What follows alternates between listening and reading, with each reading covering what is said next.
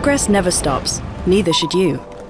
At PwC, we make sure you're ready for what's next, with the expertise and technology you need to outthink and outperform. We're with you, sleeves rolled up, start to finish, so you can stay ahead, so you can protect what you built, so you can create new value. We build for what's next, so you can get there now. PwC, so you can. Bom dia a todos, sejam muito bem-vindos à 5ª edição do Money Report Innovation Day. Queria agradecer os nossos painelistas de hoje, que reservaram um tempo na agenda para estar aqui com a gente, alguns com certo malabarismo, né, Kleber? Kleber já participou de um evento hoje, então foi com malabarismo mesmo. Marco também. Marco também. Então, Kleber Moraes, diretor-geral da AWS, Guga Stocco, fundador da Redmine, Marco Castro, CEO e sócio sênior aqui da PwC, nosso anfitrião de hoje, Rafael Albuquerque, da Zux, e o Cláudio Martinelli, da Kaspersky.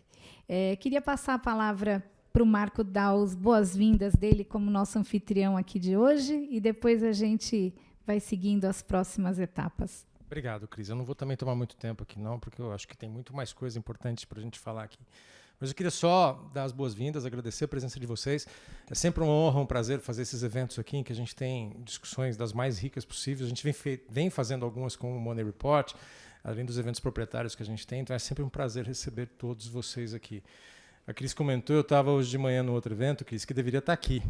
Mas há um mês atrás, ou sei lá, assim, a Cris falou, Marco, vamos fazer o evento, não sei o quê. O que eu fiz? Eu peguei e desloquei o evento para o Hotel W, então eu fui para lá com eles para trazer esse evento de vocês para cá, que eu acho que é muito mais sentido. O outro evento nós estamos com 45 pessoas da PwC pelo mundo que vieram passar a semana aqui no Brasil com a gente, de 19 países diferentes, que vieram passar a semana aqui para entender algumas coisas do Brasil e mais do que tudo, entender por que a PwC Brasil está sendo tão diferente em relação ao nosso network, o crescimento, as coisas que a gente tem fazendo. Então está sendo muito legal essa experiência. Vou passar a palavra aqui, acho que de volta para você, e aí a gente... Vamos lá. Obrigado, pessoal. Bom, agradecimento especial ao patrocínio da Kaspersky, Cláudio Martinelli, obrigada pela confiança, o Rafael, nosso parceiro aqui do ano todo. Queria também agradecer o Urbano Vitalino e os nossos apoiadores Energy Group, Ícone da Visão, Luft, e uma novidade que, a partir deste evento, todos os nossos eventos estarão sendo neutralizados pela Amazon Tree.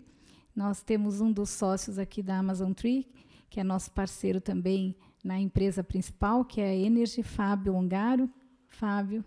Então, todos os nossos eventos, a partir desse semestre, passam a ser neutralizados. O que você pode fazer para manter seu negócio seguro? Com certeza, não é isso. Segurança requer atitude. Significa garantir a continuidade operacional e gerenciar as falhas dos sistemas em qualquer situação. É fornecer o que você precisa quando necessário, do menor detalhe ao maior ecossistema. Feito sob medida para a sua empresa. Kaspersky, cibersegurança alinhada aos seus negócios.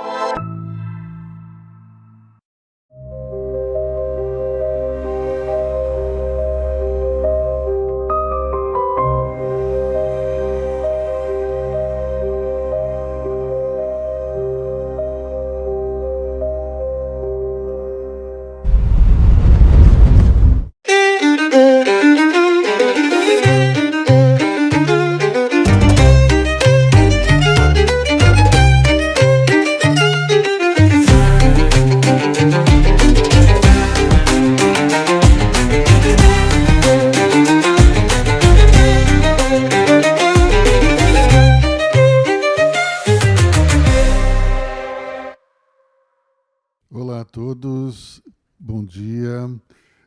Hoje o nosso tema é evidentemente inovação. Inovação muitas vezes depende de uma visão diferente, não necessariamente de tecnologia. Mas hoje o tema é inteligência artificial e isso tem a ver com ciência, com tecnologia.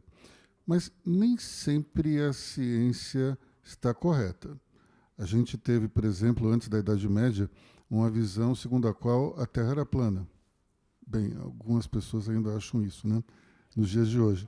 Mas essa visão foi rapidamente substituída pela ideia de que nós vivíamos num planeta redondo, mas os cientistas achavam que o sistema era geocêntrico, ou seja, a Terra estava no centro do sistema solar e não o Sol, como o próprio nome do sistema sugere. Então, diante dessa provocação, eu queria perguntar para vocês quais vão ser os caminhos da inteligência artificial também. Porque nós temos hoje parâmetros para analisar esse fenômeno que não necessariamente vão ser corretos no futuro. A visão pode mudar daqui para frente e daí o que a gente espera hoje pode ser algo totalmente diferente. E quais seriam esses caminhos, né? Outro dia, almoçando com o Guga, a gente até falou um pouco sobre isso, sobre a incapacidade que a gente tem de olhar o futuro a partir de algo novo que surge. Quando tem uma quebra de paradigma, é muito difícil entender quais seriam as consequências dessa mudança. Então eu fiquei pensando aqui, o que poderia ser uma mudança, o que poderia vir com a inteligência artificial? Acho que o cinema ajuda muito nessas horas, né? Então, será que aquele download que nós vimos no filme Matrix poderia ser possível? Aquele momento que o personagem Neo ele faz um download de Kung Fu e começa a lutar Kung Fu? Ou será que a gente poderia viajar no tempo, como no Back to the Future? Será que a gente poderia fazer um teletransporte como no Jornada nas Estrelas? Será que a gente poderia trocar de corpo, como naquele filme Free Jack, com o Mick Jagger e Mira Esteves? A gente ainda não sabe. Mas, vamos lá. Saindo do universo do cinema, será que a inteligência artificial pode fazer a tecnologia acelerar e nos permitir o contato com o mundo espiritual? Será que vai permitir que nós desenvolvamos uma telepatia? Será que pode, de alguma maneira, fazer com que a gente consiga gravar todos os instantes na nossa memória e poder fazer um rewind, rever tudo que a gente viveu? São possibilidades que existem, porque a gente não sabe exatamente o que vai acontecer. Ontem eu estava numa palestra, até o Emerson estava lá também, que me abriu os olhos para uma possibilidade muito interessante, que é o da empresa autônoma. É uma empresa que não tem funcionário. É uma empresa que pode simplesmente resolver todos os problemas através da tecnologia e entregar os seus produtos. Eu até acho que na entrega de software isso é altamente possível, né? A inteligência artificial ela pode ir fazendo upgrades permanentes baseados na análise de mercado, pode fazer a cobrança, pode fazer as atualizações, as entregas, pode fazer absolutamente tudo, sem nenhuma pessoa. E daí eu fiquei me perguntando, mas como é que fica a humanidade em tudo isso? Porque uma das questões que a gente mais discute hoje nos eventos corporativos é o propósito das empresas. E como é que a gente vai discutir propósito numa empresa que é uma máquina e não tem nenhum personagem humano? Isso vai ser um desafio enorme, né? Especialmente porque, com essa transição toda, as pessoas vão ser demitidas, aquelas que não agregam valor, e elas vão ser substituídas por máquinas. E daí como é que a gente vai fazer para ensinar o nosso propósito para uma máquina que não tem exatamente sentimentos? Vai ser um desafio em tanto. Eu acho que a gente tem aí um mundo de aprendizado para poder entender o que vai acontecer daqui para frente, e é justamente para isso que nós estamos aqui. Então, temos um painel de debatedores e de palestrantes incrível, e vamos começar pelo Guga. Eu acho que a ideia seria a gente fazer talvez um warm-up, uns 10, 15 minutos cada um, e depois a gente abre para o debate e depois para as perguntas da plateia.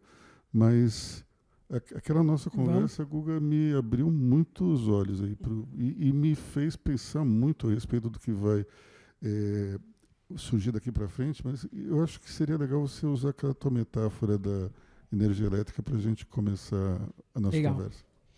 Bom, não, obrigado, Luiz. Bom, foi um almoço intenso, né, em termos de ideias. Eu acho importante a gente dividir um pouco disso, porque às vezes a gente olha a tecnologia do que você consegue enxergar, mas você não está olhando aquilo que você não enxerga, e aquilo entra, muda o mundo e muda completamente as empresas, as pessoas, da forma como elas trabalham. Então, quando a gente fala de inteligência artificial, eu gosto de fazer um paralelo, porque ela é uma tecnologia de propósito geral.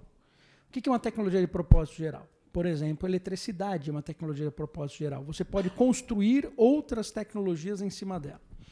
Então, imagina quando saiu a eletricidade naquela época, você sabia o que era um liquidificador? Ou uma máquina de lavar? Não, porque a única coisa que você conseguia derivar é falar, vou ter uma lâmpada, entendi, eu vou acender luz. Então, todo investimento em infraestrutura para que você tenha luz. Mas ninguém imaginou o que poderia sair com a eletricidade. Aí vamos pôr uma pimentinha. O conceito da bateria, que é eu armazenar aquela energia elétrica. Cara, ficção científica. Imagina eu virar na hora e falar, tá vendo essa energia elétrica que você põe o dedo e você morre? Pois é, você vai carregar ela no bolso. Né? É completamente louco um negócio desse. Só que no momento que eu carrego ela no bolso, eu tenho o celular, eu tenho o relógio, eu tenho um outro mundo acontecendo. Então, quando você imagina em termos de inteligência artificial, e a primeira crítica que eu faço é você fala, pô, precisamos regular a inteligência artificial. Fala, mas você não sabe nem que vem de liquidificador, você quer regular? Né? A gente precisa sim, obviamente, acompanhar, ter um sandbox regulatório em cima das coisas que estão vindo, porque ela traz um potencial muito grande, então é importante a gente proteger a sociedade em cima do que tem isso, mas eu não posso inibir a inovação. Se o ChatGPT fosse feito no Brasil, né, provavelmente quem tivesse feito o ChatGPT ia preso, né, porque LGPD, né, você tem uma série de situações lá que não ia conseguir ter sido feito. Então a gente tem que usar o dos outros. E você paga um pedágio em cima dos outros. Então, quando a gente começa a filosofar um pouquinho mais, né, em termos de inteligência artificial, uma coisa é imaginar que eu tenho lá o ChatGPT, vou usar o ChatGPT, né, só que você está usando ele aonde? Num computador ou num celular? E se eu não tiver computador e celular? Né? E se eu tenho uma inteligência artificial sendo criada exclusivamente para cada tipo de device? Hoje você consolida tudo num celular, então você tem que ficar olhando numa telinha tudo isso. Mas se eu jogo isso em todo lugar, se eu tenho a lâmpada com inteligência artificial, se eu tenho a câmera com inteligência artificial, se eu tenho minha roupa com inteligência artificial, eu tenho que criar a usabilidade de cada momento do uso dessa inteligência artificial para ajudar o meu dia a dia. Tá? Então, você viu, a Meta lançou o óculos. Né? Então, com o óculos, eu faço assim e tiro a foto com o dedo. Né? Tira a foto, faço o que com essa foto? Já posto no Instagram? O que é? Então, ele começa a substituir aquilo que a gente entende. Se eu tenho as câmeras que estão na cidade, ou tem alguns projetos que eu estou trabalhando, inclusive, ele não só conta as pessoas, faz mapa de calor, como reconhece a face, envia uma oferta específica para a face, faz análise de risco, né? Entende quantas pessoas entraram numa loja, saíram com sacola. Cara, você tem todo o analytics, que nem você tem num site hoje. Eu posso ter isso no espaço físico. Né? Então, quando a gente começa a cruzar essas coisas todas, a gente passa a ter um poder muito grande dentro da nossa mão. Então, eu acho que esse ponto da inteligência artificial ela é muito importante. Só que se você olhar também só a inteligência artificial, você comete erros. Porque são várias tecnologias acontecendo ao mesmo tempo. E de repente, o desenvolvimento de uma dessas tecnologias com a inteligência artificial viabiliza uma coisa que a gente nunca imaginou. Então, outra coisa que eu trabalho muito com blockchain. Quando a gente fala de tokens, né, o token o que é? Uma representação, se eu pegar uma fração de alguma coisa física. Então, eu tenho esse prédio aqui, ele está alugado, eu tokenizo ele, eu tenho uma fração desse prédio e ganho um aluguel referente à fração desse prédio. Então, você tem nesse fracionamento um softwarezinho, que chama Smart Contract, que define isso. E se esse software for um agente de IA? Ele não só determina, ele começa a determinar o que é essa fração, o que é esse dinheiro, como ele move o mundo, para onde ele vai e como ele vai. Né? É o conceito que eu chamo de dinheiro generativo. Quer dizer, eu podia ter um investimento que a IA faz para mim, com base no meu suitability, e vai buscar esses tokens no mundo inteiro. Então, de repente, em Singapura, tem lá um prédio que está pagando 2%, ou aqui no Brasil. Ele compra essa fração, traz para mim. E estou recebendo essa rentabilidade. Né? Então, a IA trabalhando a meu favor. Quer dizer, eu automatizei todo o processo no meio do caminho. Então, quando a gente traz blockchain para isso, eu automatizo as transações. Aí a gente tem um mundo também, de novo, completamente diferente, indo nesse sentido. Quando a gente vem em termos de poder de processamento, o que a gente faz com nanotecnologia, grafeno, etc., a gente vai começar a ver alguns breakthroughs que os chips que a gente conhece vão virar coisa do passado. Explica para o pessoal o que é grafeno, que eu acho que tem muita gente que não sabe. Então, o grafeno, por exemplo, é um material, a gente chama de um supermaterial, que ele é supercondutor, ele tem uma dureza absurda, é o material provavelmente mais rígido do mundo, e você trabalha ele em nanoescalas. Então, coisas que você faz hoje com silício, por exemplo, ou baterias que você faz com níquel, se eu faço com grafeno, eu já aumento absurdamente, né, o potencial desse negócio. Só que aí eu preciso de uma revolução de materiais, que está acontecendo. Mas ela não veio ainda para o data center. Mas ela vai vir. Né? E quando ela vem, eu consigo fazer muito menor as coisas. Eu consigo ter um poder de processamento muito menor, em termos de tamanho. Né? Hoje a gente vê aqueles data centers gigantescos. Né? Lá na frente, a gente vai começar a falar, peraí, é que nem um computador. Né? Você tinha um computador, né, que era o tamanho de uma sala. Hoje você tem no teu celular. Né? Então, se a gente for imaginar até com computação quântica ou computação híbrida, né, quântica com GPU, cara, o tamanho você diminui muito e aumenta o poder de processamento de forma absurda. Né? Então, assim, a gente tem que imaginar o mundo em cima dessas coisas que estão acontecendo e qual que é o timing disso acontecer. Outro exemplo interessante. Você pega lá em São Francisco, o Waymo é 47% das corridas já. O Waymo é o carro autônomo. Então, ele tem quase a mesma quantidade de corridas que o Uber. Só que você tem 700 carros Waymos, que fazem 47% das corridas, e você tem 40 mil Ubers, que fazem 50 e poucos por cento. Aí você vai falar, tá bom, então se isso está acontecendo em São Francisco, isso vai acontecer aqui em São Paulo. É verdade. Quando? Agora ele vai ter que olhar termos regulatórios. Imagina aprovar a lei de um carro autônomo aqui dentro, e aí ele atropelou uma criancinha. Aí começa um processo. Provavelmente vai demorar mais no regulatório do que na tecnologia. A gente não tem infraestrutura, tem que ter infraestrutura. Mas quando vinha do dia para a noite? Né? Vai demorar 5 anos. Mas quando vir, é do dia para a noite. Por quê? Porque você vai discutindo tudo isso, a tecnologia está evoluindo, e aí você vai falar, pô, como eu entrego um produto?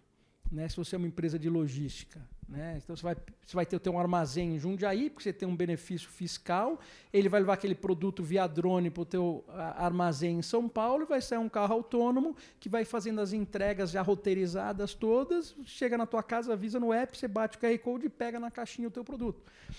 Automatizou tudo.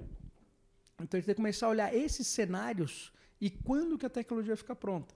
Né? Então, tá bom. Pô, vou fazer esse cenário agora de carro autônomo. Tá, mas no teu regulatório vai demorar 5 anos. Você vai ter que investir. Né? Pode ser que seja legal, pode ser que não seja a hora. Né? Você vai ter que ter esse entendimento de tudo isso. Bom, e antes de passar para o Kleber, eu vou fazer aqui uma pergunta para todo mundo. Quem está usando inteligência artificial direto, todos os dias? Quem usa mais de uma inteligência artificial? Quem percebeu a diferença brutal que existe entre um e outra? Vocês já repararam que existe até ideologias diferentes? Opa. Tem uma, por exemplo, que é muito mais à esquerda do que as outras, tem uma que é mais à direita que as outras, tem outra que é só tecnológica, mas é interessante porque tem a mão do programador. Então, eu sugiro, quando tiver alguma questão assim mais política, procurar em mais de uma, porque às vezes a visão é meio esquisita. Vamos lá, Kleber, para você. Uma perguntinha, quantos anos de AWS já? 7 anos. Eu lembro quando você foi para lá, eu perguntei, mas que diabos é a AWS? Lembra disso? Eu lembro, muita gente me perguntou na época. Eu não falava AWS, eu falava Amazon Web Service. E agora até patrocínio da Fórmula 1 vocês têm. Patrocina bastante coisa. Tá vendo só? Então, vamos lá. Falar um pouco de AI, falar um pouco dessa trajetória. Acho que o Google falou aqui. Está acontecendo um tsunami recente do que aconteceu com tecnologia. Eu acho que todas as áreas foram impactadas. É legal ver quando todo mundo levanta a mão aqui dizendo que eu estou usando alguma coisa, mas a gente tem visto aí o desafio de usar isso nas empresas com um propósito maior. Ou seja, como é que eu ganho, como é que eu faço do meu negócio, como é que eu utilizo isso para o meu negócio. A gente rodou uma pesquisa recentemente aqui no Brasil que 40% das empresas hoje utilizam inteligência artificial no seu core, do seu negócio. Mas só dessas daí, 90% dessas empresas que utilizam o IA de forma efetiva, eles estão tendo um aumento de receita de 31%. Ou seja, mostra que a inteligência artificial hoje ela está vivendo, ela usa no dia a dia em prol, acho que de duas coisas, ou eu inovar e gerar mais receita, ou eu reduzir meu custo. Agora, o grande desafio que a gente tem visto, e essa pesquisa mostrou, é que só 12% dessas empresas utilizam de forma efetiva. O que a gente chama de usar de forma efetiva? É gerar valor. É gerar valor realmente no que está sendo utilizado.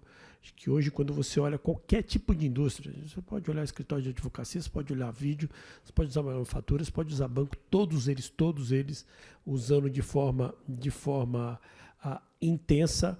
E o desafio para isso tem sido cada vez maior. Acho que a gente comentou aqui da quantidade de opções e a democratização de tudo isso. A gente vai falar na questão de segurança, a gente vai falar na questão do dado. Acho que tem um aspecto do conhecimento maior. Tem sido. O Aloysio fez uma provocação aqui e não está muito longe não, Aloysio. O primeiro unicórnio de uma pessoa só vai acontecer no ano que vem. Já tem empresas nos Estados Unidos gerando $300 milhões como funcionário. Ele usa só agentes AI para fazer tudo. Para fazer a venda, para fazer o supply, para fazer tudo. E esse tem sido o grande trabalho que a gente tem ajudado aos nossos clientes. Aqui, além de usar inteligência artificial, se cada um de vocês não estiver trabalhando com 5 ou 6 agentes para vocês, se não tiver, tem alguma coisa errada. Porque esse agente hoje passa a ser uma força de vendas numa mistura de uma pessoa física com um agente que ganha um nível de produtividade muito grande. E para isso, eu vou voltar na sua pergunta inicial dos 7 anos aqui na AWS, que tem muito a ver com o que aconteceu e o que acontecerá. Acho que nós tomamos uma decisão de investir aqui no Brasil há 7 anos atrás, numa infraestrutura de data center grande. Ao longo dessa história, a gente investiu $6 bilhões aqui no Brasil para construir data center. E ao longo dessa jornada, o que aconteceu para o Brasil, e eu acho que isso que traz, olhando para o futuro e sendo muito otimista com o Brasil, isso criou um ecossistema muito forte no Brasil. Acho que as startups foram as primeiras empresas que abraçaram esse modelo. E tem uma delas que vai falar daqui a pouco aqui dessa história de como é que você surge com créditos, como é que você surge com capacitação, como é que você surge com isso, permitindo essas empresas a sonharem, acho que essa é a palavra, elas abraçarem e aceleraram muito. No momento seguinte vieram várias fintechs que usaram a nuvem como diferencial competitivo, a PicPay, PagSeguro, todos eles. Dessas startups, Zux, Nubank, Vtex, começaram a usar, ou seja, o Brasil criou um polo muito forte de capacitação. Nesse paralelo foram treinadas 800 mil pessoas ao longo dessa história e recentemente os grandes empresas vieram, grandes bancos, Banco Itaú, todos eles começaram a usar, ou seja, isso criou uma base para o Brasil para estar preparado para o próximo salto, que é a inteligência artificial. Hoje nós temos aqui capacitação técnica de pessoas que entendem muito, tem um celeiro aqui no Brasil muito forte, temos infraestrutura muito forte e virá mais ainda, tá? Quando eu tive com a Haddad recentemente fora do Brasil, olhando o Brasil como infraestrutura de data center, isso é uma realidade e será uma realidade por questão de energia limpa, por questão de por uma série de questões aqui que a gente tem no Brasil uma capacidade de processamento muito forte. Ou seja, Luiz, a inovação está inserida nesse contexto. Acho que a inovação, hoje a grande provocação que a gente faz com vários dos nossos clientes é bem aquela de que com que propósito você inova, com que propósito você traz isso como seu diferencial competitivo. E se isso não for feito, e as pessoas que não têm isso como meu modelo de trabalho, meu modelo de geração de valor, estão gastando muito dinheiro sem nenhum tipo de retorno. A gente tem acompanhado essa história aqui no Brasil e começa a ter muito. Eu vou fazer um parênteses de um cliente nosso que usou tecnologia inteligência artificial como diferencial, o Grupo Elfa, já citei, o Grupo Elfa é um distribuidor de remédios. Distribuidor de remédio não tem no seu core tecnologia. Ele recebia cotações diárias, cotação via através do e-mail, via através do WhatsApp, via através de uma foto. Na hora que a foto chegava, ele tinha que olhar se tinha aquele remédio, se não tivesse, ele tinha que mandar um genérico como proposta. Bom, ele começou a colocar inteligência artificial para ler esse dado, para ler e entender dentro do inventário o que ele tinha, se tinha aquele remédio, se não, para fazer uma cotação que demorava 10 horas, passou a demorar 10 minutos. E aquela cotação pequena que ele não dava nem atenção, ele começou a fazer. Bom, resumo, ele aumentou em 10 vezes a receita dele e diminuiu 30% o custo. Quando a gente olha isso nos nossos negócios, é o que vem por aí. É o que vem por aí.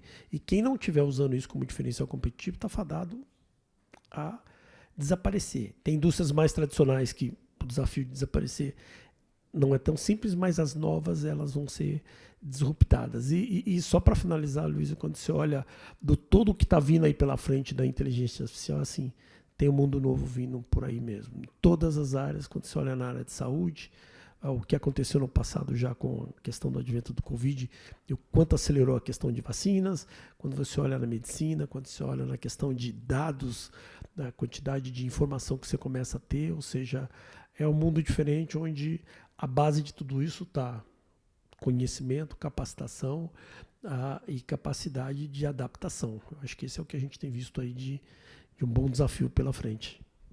Obrigado, Kleber. Na hora que você falou aí do unicórnio de uma pessoa só, eu fiquei imaginando, e se esse cara encontra outra empresa de um funcionário só, e eles fazem uma joint venture, já imaginou? E é capaz ainda que as máquinas vão negociar a joint venture. As máquinas já estão negociando. Você tem a gente AI negociando um com o outro. Já num nível de protocolo absurdo. Antes de passar a palavra para o Rafael Albuquerque, eu vou fazer outra provocação aqui para vocês.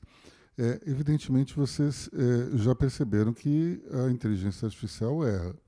E vocês já, evidentemente, também disseram, olha, está errado. Na verdade, já aconteceu com todo mundo aqui, né?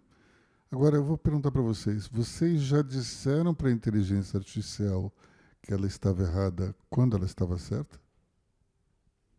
Não, né? Eu já fiz isso. Sabe o que a inteligência fala? Você tem razão. Porque ela está programada para... Ela sabe que ela pode errar, então ela está programada para aceitar os erros. Só que às vezes ela não está errada. Se você falar você está errado, ela vai dizer eu estou errado. Então, é interessante porque nem sempre ela está certa, nem quando ela está certa. Certo? Vamos lá então, Rafa. Com você. Vamos lá. Bom, primeiro, bom dia, pessoal. Obrigado aí pelo convite. Estar aqui entre amigos. Obrigado aí, Marco, pela ser sempre anfitrião aí. Vou falar um pouco do que eu tenho visto, né? A maioria sabe, a Zux é uma empresa, aliás, não sei se a maioria sabe, mas alguns de vocês sabem, a Zux é uma empresa de dados, a gente ajuda a implementar soluções de dados e agora de AI dentro das empresas, né? Então, vou falar um pouco sobre o que a gente tem visto de verdade, né? A gente tem falado, obviamente, muito de AI, e a gente, todo mundo, e é uma máxima mesmo de que, na minha opinião, a AI é a nova revolução desde a energia elétrica, né? E eu acho que isso daí é um fato, né? E está acontecendo. Mas eu acho que a gente tem esbarrado muito nas questões culturais quando a gente vai implementar dados e AI dentro das companhias, né? Eu acho que as empresas esperam, de fato, um Minority Report, aquilo que você vai implantar dentro das empresas. Mas quando a gente vai implantar hoje as tecnologias de dados e AI, a gente encontra, às vezes, muita resistência a essas mudanças, né? Eu acho que... e as empresas, de fato, como eu falei, esperam ali soluções extremamente mágicas, que as coisas que o AI vai resolver tudo, né? E eu vejo que as empresas têm usado muitas questões standalones, aquilo que você falou, assim, eu vou e crio agente para buscar dados externos, né, informações externas. Mas o que as empresas estão fazendo com os dados internos? O que elas estão aprendendo com aquelas questões daquelas informações? Então, a primeira coisa que eu tenho conversado com as companhias primeiro, comecem a estruturar os seus dados internos, né, comecem a entender, trazer mais capacidade, empoderamento para esses dados. Como é que se faz isso? Qualificando dados, enriquecendo dados. Trazendo alguns cases aqui, hoje a gente faz todo o Detal, a gente faz todo o Rock in Rio, a gente faz Fórmula 1, a gente cuida de Redditor, né, BTG, usa as nossas tecnologias, e a gente sempre começa Vamos começar por pouco, vamos começar por baixo. Não adianta a gente falar de AI, a gente vai para essas palestras e a gente fica com aquele fear of missing out danado, né? Tá todo mundo fazendo tudo, eu não estou fazendo absolutamente nada, estou ficando para trás, todo mundo é mais inteligente do que eu sou um completo imbecil, né? E como é que eu começo ali a estruturar minha parte de inteligência, de informação para dentro dessas companhias? A gente fala assim, cara, começa a organizar os seus dados, né? Começa a trazer mais vida para os seus dados. Então, exemplo, quando a gente pega um caso interessante da Fórmula 1, eles tinham várias bases de dados descentralizadas, tinha base em Excel, tinha base da tiqueteira, tinha base disso, base daquilo. E quando a gente foi conversar com eles, ele falou assim, cara, qual é o seu desafio, né? Para que você quer trabalhar com organização de dados? Você quer vender mais? Ele falou, não, eu vendo tudo em 8 minutos. É patrocínio, não, tem patrocinador batendo na nossa porta. Eu falei, cara, qual é a tua dor? Para que você quer fazer isso também, né? Eu, cambista. Eu falei, porra, uma bela dor. A gente integrou uma API lá de inteligência de dados na parte da tiqueteira e todo mundo que tenta comprar um ingresso de CPF que já foi morto, a gente bloqueia, e todo mundo que não tem a renda para poder comprar aquele tipo de CPF, a gente limita a quantidade de CPF que aquelas pessoas vão comprar. Ou seja, a gente conseguiu democratizar a utilização e a quantidade de ingressos das empresas que foram comprados. Então, assim, a gente às vezes sempre sugere que as empresas, de fato, comecem ali por baixo. Não vou entrar na parte ali mais futurista, de novo, estou trazendo aqui um panorama do que a gente tem encontrado. E uma das coisas que a gente tem encontrado muito, hoje os maiores KPIs de implantação de AI é eficiência operacional. E quando a gente fala de eficiência operacional, a gente fala de demissão de pessoas. E normalmente, quando a gente vai implantar, a gente tem algumas empresas de telecom, que a gente já tem, não vou falar nomes, enfim, algumas outras seguradoras, né, que a própria pessoa fala assim, beleza, se eu fizer isso aqui muito bem feito, você não vai precisar mais de mim. Né? E aí essa história começa, cara, a virar um super desafio para você conseguir implantar. Então, acho que vai existir, e tem um processo, pegando um outro case antes de falar um pouco sobre esse processo, né? A gente está fazendo hoje um trabalho muito grande com uma das maiores empresas de call center do Brasil. Eles têm dezenas de milhares de funcionários. E eles entenderam ali que, cara, ele pode ter um dying business na mão. Afinal de contas, aquilo que vocês trouxeram é pessoas que raciocinam pouco e repetem muito. Pessoas que raciocinam um pouco e repetem muito, será que elas vão ter trabalho para o futuro? Eu falo isso com o meu time. Gente, vocês estão repetindo tudo o mesmo dia e estão pensando pouco? Vocês estão ali apertando 3 botões por dia. Cara, cuidado que vai chegar um robozão aqui e vai tomar conta dessa parada. Né? Só que esse CEO dessa empresa, ele entendeu que hoje ele ainda continua crescendo, mas ele tem um império de gente que pensa pouco e repete muito. Então ele tem que começar a trabalhar hoje para poder mudar o futuro dele de amanhã. Então ele tem que ter coragem para poder enfrentar isso. E os desafios culturais das companhias são enormes nesse processo de mudança.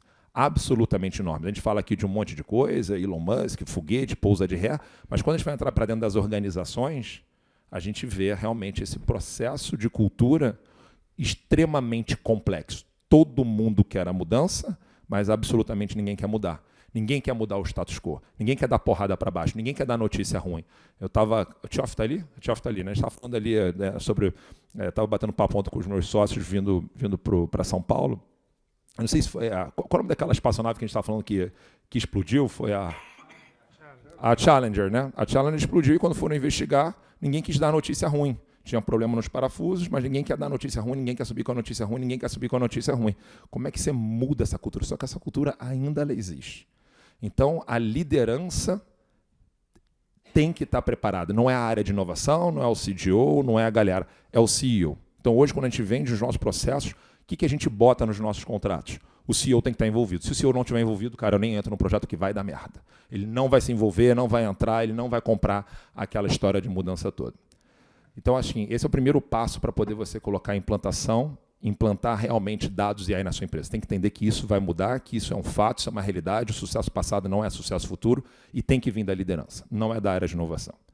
Segundo passo, aí entrando mais na questão futurista, né, uma das coisas que eu tenho refletido muito, eu mesmo como CEO, toda hora provoco o meu time, quem te provoca e como é que o AI está te provocando, né?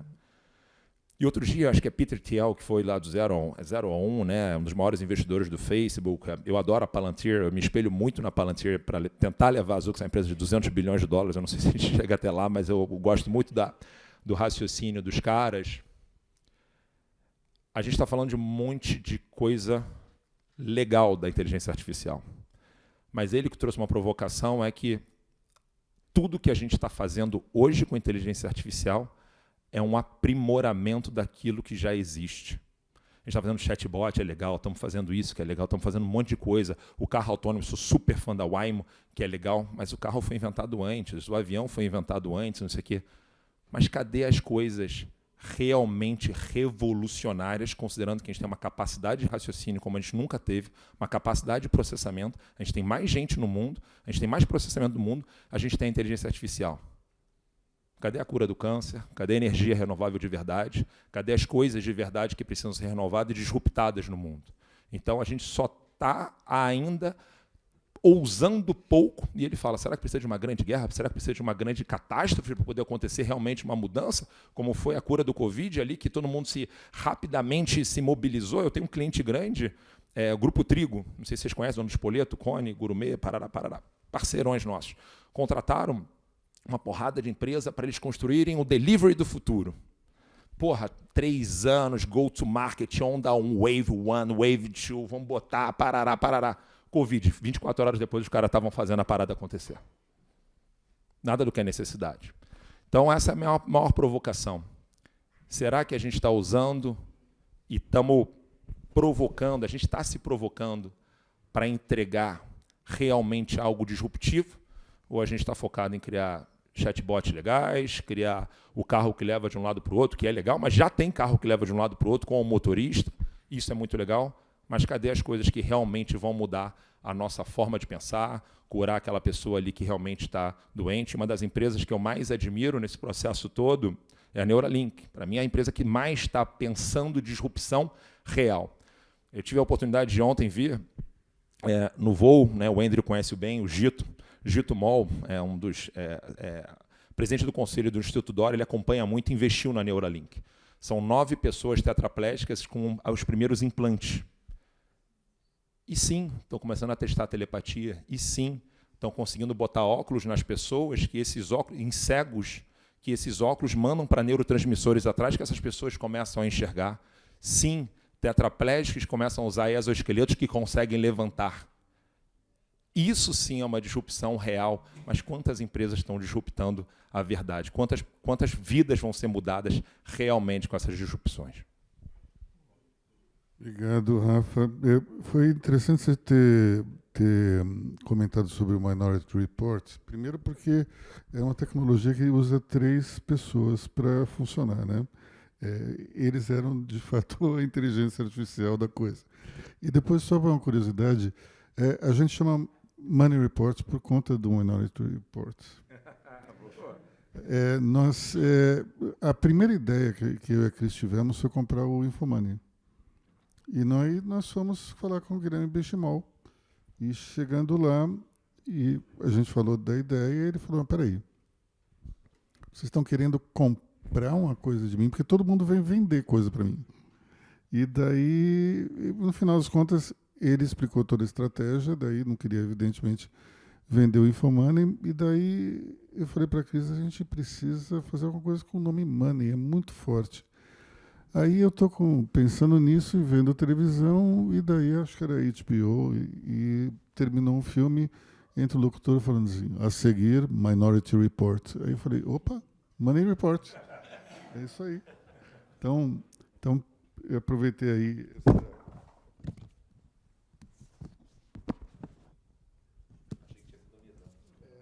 Não. Eu aproveitei essa oportunidade para contar essa história, mas vamos lá.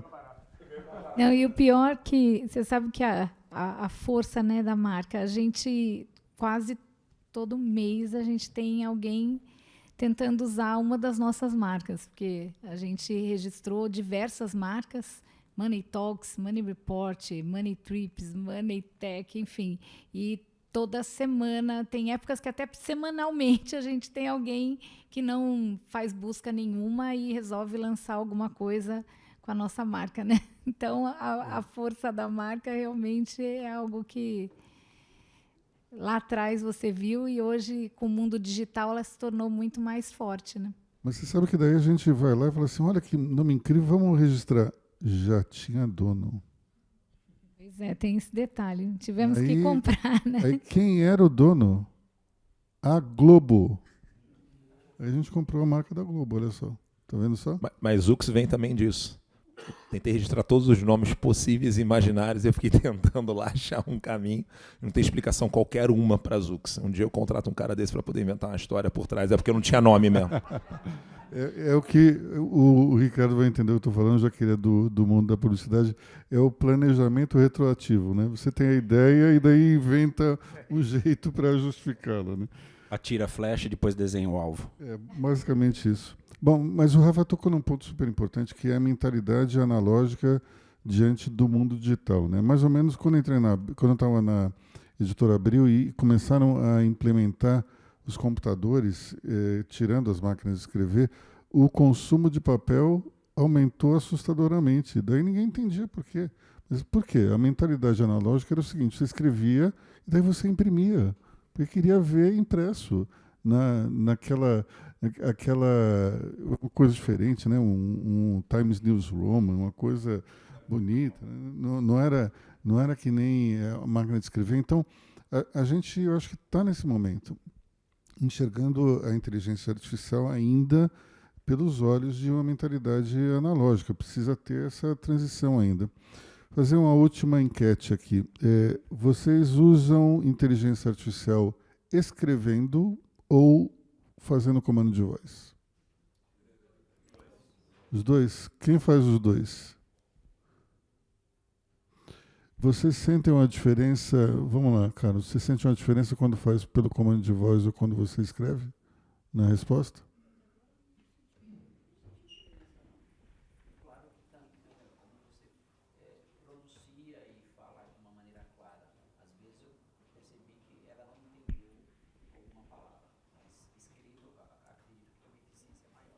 Quem utiliza o navegador de internet já acoplado à inteligência artificial?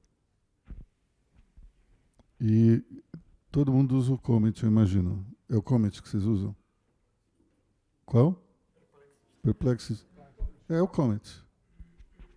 Então, vocês repararam que ainda ele é meio lento no reconhecimento, né, da voz, né, para interpretar o que a gente fala. Então, mas quando a gente passar essa fase, todo mundo vai acabar falando com o computador o tempo todo.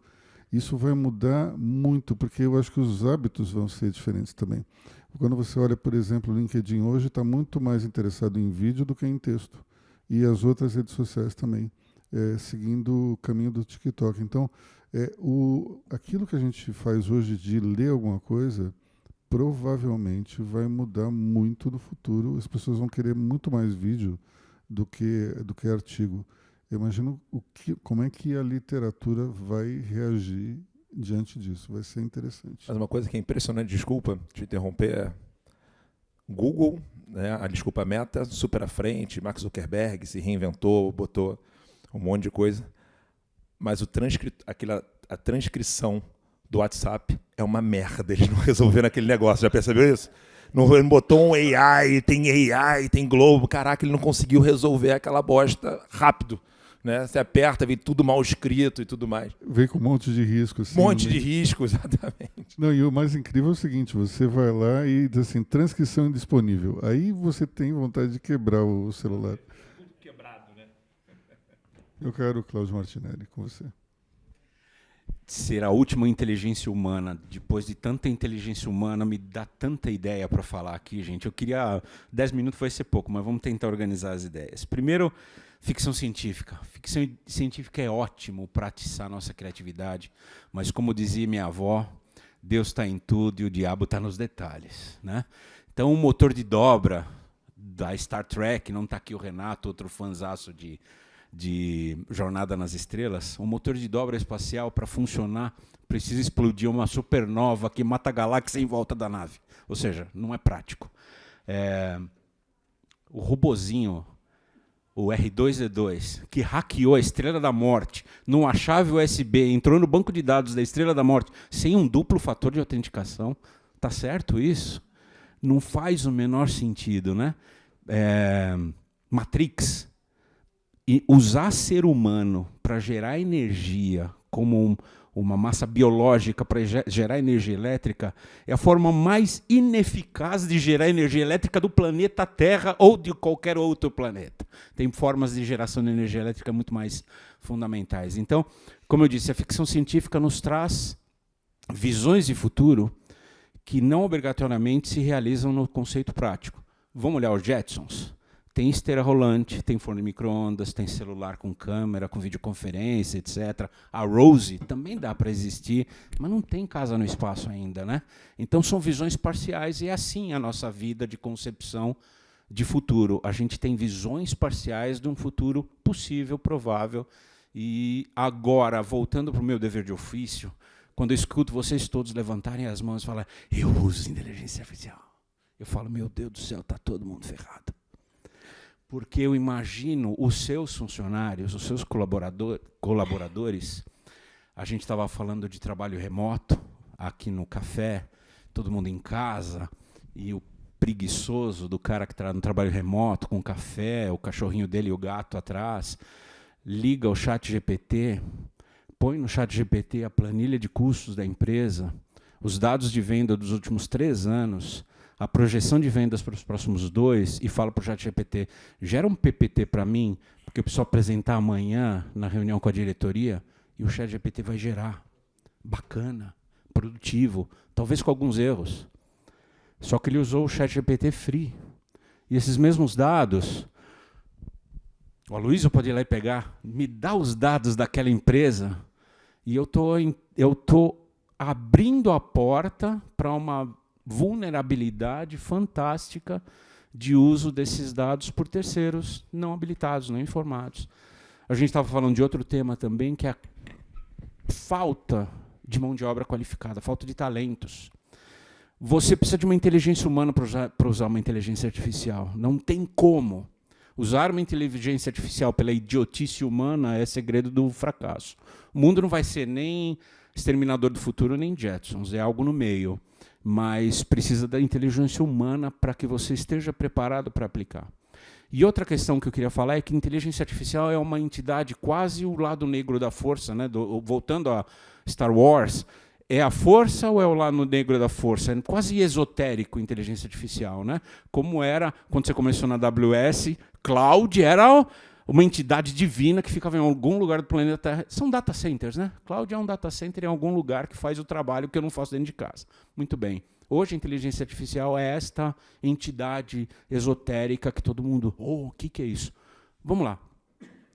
Inteligência artificial é a combinação de muitos dados com muita capacidade de processamento e matemática criando algoritmos capazes de decifrar estas coisas de maneira produtiva, de maneira eficaz para contribuir para o negócio. Sem matemática, sem dados e sem capacidade de processamento, não existe inteligência artificial. Agora, a inteligência artificial não nasceu em 2023. A inteligência artificial vem sendo construída ao longo de pelo menos 25 anos. Nós usamos inteligência artificial e nem chamávamos dessa forma desde 2009, quando criamos algoritmos capazes de reconhecer vírus e ameaças digitais sem a participação de seres humanos. Hoje, só para que vocês tenham uma ideia, 467 mil novas ameaças são descobertas pelos nossos robôs por dia. Tem ser humano para fazer isso? Não tem. 467 mil novas ameaças, inclusive criadas por inteligência artificial na mão de criminosos digitais, que são descobertas pelas nossas inteligências. Eu digo que a inteligência artificial saiu da cozinha e veio para a sala de estar. Ela deixou de ser uma ferramenta de uso de engenharia, né? Algoritmos, sistemas especializados, machine learning, tudo isso é inteligência artificial, para se transformar no que todo mundo conhece como inteligência artificial generativa. Gerar foto, vídeo, texto, imagens, essas coisas que a gente consome no dia a dia, por pessoas normais, vamos dizer assim. Mas isso é muito pouco, isso é a ponta do iceberg da inteligência artificial. Isso é a aplicação de, vamos usar essa palavra, de entretenimento da inteligência artificial. Tem muito mais por vir. Eu concordo muito com você, coincido muito com você, que a grande contribuição da inteligência artificial vai ser na revolução de qualidade de vida de longevidade, de produtividade, de balanço entre a vida pessoal e a vida profissional que ela pode trazer para a gente ao longo dos dias. Mas, por dever de ofício, eu tenho que lembrar que todas as inovações vêm com riscos e com regulações necessárias. Nenhum carro foi criado com cinto de segurança. Concordam? Mas, em algum momento, a velocidade se tornou tão importante que o cinto passou a ser fundamental. Nenhum carro foi criado com airbag. Mas hoje o carro sai de fábrica com airbag. E assim é para qualquer evolução humana. O Airbnb, quando foi criado, não era regulado. Hoje tem que ser regulado. O Uber tem que ser regulado. Qualquer coisa... Eu lembro quando o fax chegou no Brasil. Lembram como a Telesp cobrava o fax? Quem lembra? Por página. Punha uma página, um dinheiro. Punha uma página, outro dinheiro. O que a gente fazia na faculdade? Juntava as páginas com durex para sair uma página de 3 metros de comprimento, era uma página só. A regulação permitia o tamanho da página, não a quantidade de página. Até que a Telesp falou, não, acho que a gente tem que cobrar por tempo, ou pela quantidade de informações transmitidas, né? Então, essa questão de regulação é fundamental para a inteligência artificial e não é um impedimento do avanço. É uma aplicação ética do avanço. O avanço é inexorável. Você pode falar, não vai ter inteligência artificial? Vai ter. Como tem Uber, mesmo a cidade de São Paulo falando no começo, não tem Uber táxi. Vai ter, porque é natural que tenha. Qualquer inovação... Câmera digital matou a câmera analógica. A Kodak investindo ou não, a Kodak morreu, certo? Ou quase. Né? Então, as inovações são inexoráveis. Lidar com as inovações e como você atua de forma ética, criando... eu não gosto da palavra comissão, mas criando conversação ao redor disso é fundamental para que a gente faça com que a aplicação da inteligência artificial seja benéfica, ou seja, na maior parte das vezes, benéfica para a sociedade. Mas, por fim, criminosos não seguem a lei. Pessoas ruins não seguem a lei, não importa qual seja, e ela vai ser utilizada por pessoas que estão interessadas nas riquezas que nós temos nas nossas empresas. As riquezas, a riqueza do século XXI se chama dado. Não é Bitcoin, não é petróleo, não é dólar, não é ouro, é dado. Essa é a riqueza, e você sabe muito bem disso. O quanto vale se alguém botar a mão no seu Big Data, o quanto ele pode fazer de estrago se ele tiver os dados de um laboratório médico ou de uma financeira, é fundamental, né? Então, por dever de ofício, eu gostaria de compartilhar com vocês que nós estamos profundamente empenhados em aplicar os conceitos de inteligência artificial para evitar que a inteligência artificial ou o uso desta tecnologia seja destrutivo por parte de agentes maliciosos em relação aos nossos clientes e aos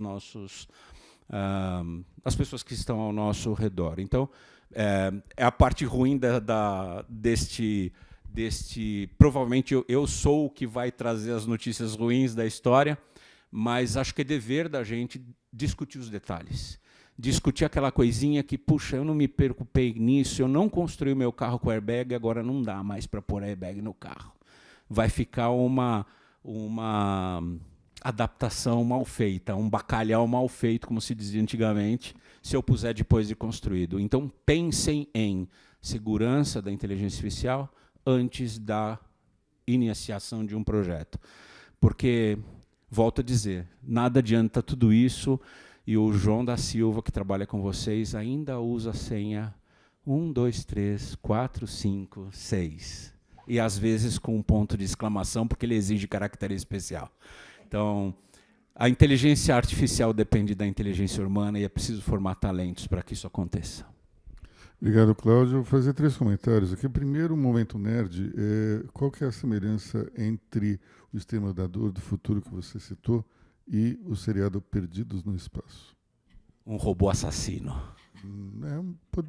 Ele não era exatamente assassino, coitado do robô do Perdidos no Espaço, mas tudo bem. É que ambos eles ocorrem em 1997. Opa, boa. É interessante porque Nos anos 60 eles achavam que antes de 2000 tudo ia ser... Carro ia voar. Carro ia voar, mas enfim. Você falou do cinto de segurança e, de fato, os automóveis não surgiram com o cinto, mas aí a gente entra numa questão entre o inovador e o visionário. Porque o visionário é aquele que inventa as coisas antes da hora, né? Antes que o mercado esteja pronto para recebê-los. Então, em 1948, o Preston Tucker inventou um carro que era muito seguro, que tinha um cinto de segurança, ao contrário de todos os outros, que tinha uma série de inovações que seriam utilizadas pela indústria automobilística anos depois, só que ele estava antes da hora. Ele também sofreu uma espécie de bullying da indústria automotiva de Detroit, mas o fato é que ele veio antes da hora e acabou não conseguindo colocar esse produto no mercado. E, por fim, já que você falou do seu fax de 3 metros de comprimento, eu vou contar um caso para vocês do início da internet, de uma empresa que provia acesso à rede, chamada Nutecnet. E eles tinham, evidentemente, um sistema ali que você tinha que usar o seu modem, se conectar a uma central e navegar pela internet. Fazer aquele barulho esquisitíssimo, enfim. Mas eles começaram a perceber que no Rio de Janeiro havia um custo da Telerge, na época, muito alto. Eles não estavam entendendo por quê. Porque, afinal de contas, todas as filiais tinham um custo mais ou menos flat. No Rio de Janeiro era um custo muito maior. O que eles descobriram? Que os usuários do Rio de Janeiro eles ligavam a cobrar para a central.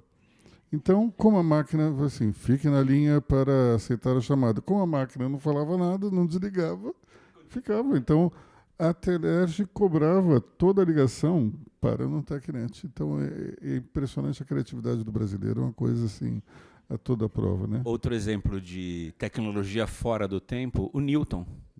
O assistente pessoal da Apple foi lançado antes de existir Palm Pilot, antes de existir smartphone, antes de existir tudo que nós usamos hoje. Foi um grande fracasso naquele momento. Mas você era um precursor. Inclusive escrever com uma caneta virtual, uma coisa impressionante para a época. E aí, como é que você vê essa dicotomia entre inovação e visão antecipada do futuro? Bom, primeiro a gente fica admirado vendo o Luiz falar que, né, ele faz comentário em tudo e tudo mais, aí você, quem o acompanha há muito tempo, você vê que tudo foi um elemento de coluna que ele escreveu. Então ele fez uma pesquisa lá e ele usa em algum momento aqui. Tudo que você falou aqui foram colunas recentes, inclusive nesse último blog aqui. É muito bacana isso. No Tecnet, não. Então, Luiz, eu fico feliz de não ter que falar nada do que foi falado aqui antes, porque eu não teria a menor competência de repetir o que foi falado aqui antes também. Eu venho de um espaço, de uma atividade em que a gente está falando aí de quase 400 mil pessoas. Faço parte do network de quase 400 mil pessoas no mundo, em que a gente provê um serviço que é secular, a gente, na essência, é auditor, e a gente tem as áreas de consultoria tributária e de consultoria em geral, inclusive de tecnologia. E a gente tem uma preocupação gigantesca como é que a gente transforma todo esse pessoal nosso e atualiza esse pessoal em todas essas fases que a gente tem de desenvolvimento. A gente já passou por muita coisa. Como eu falei, no Brasil a gente está completando 110 anos. Então a gente já viu tudo acontecer e a gente foi reformatando, revendo. E eu acho, concordando com muito que a gente falou aqui antes, que a gente está vivendo provavelmente a maior transformação que a gente verá na nossa existência aqui, na nossa idade, nas nossas gerações, e talvez ela seja sem precedente, porque de fato a gente está falando de reescrever coisas de uma forma que a gente nem consegue imaginar onde chegará. O liquidificador que o Guga comentou aqui, a gente deve provavelmente ter quânticos liquidificadores lá na frente que a gente nem sabe o que ele fará e para que ele vai servir. Então a gente está vivendo esse drama nesse momento. E a gente tem trabalhado muito só no foco de fazer com que as pessoas criem o objetivo de ter curiosidade, ter a capacidade de reaprender para ir atrás disso.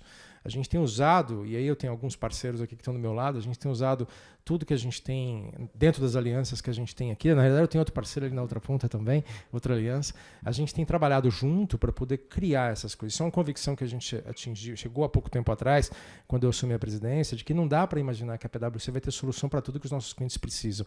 A gente precisa, de fato, ter parceiros que são especialistas no que fazem para a gente ter uma entrega completa. E a gente tem aprendido muito nessa jornada. Hoje a gente está dentro do tema de inovação, Luiz. E aí, lembrando, né, por mais que a gente esteja aqui com vários da área de tecnologia juntos, inovação não necessariamente só vem da tecnologia. Você falou isso no início da sua fala.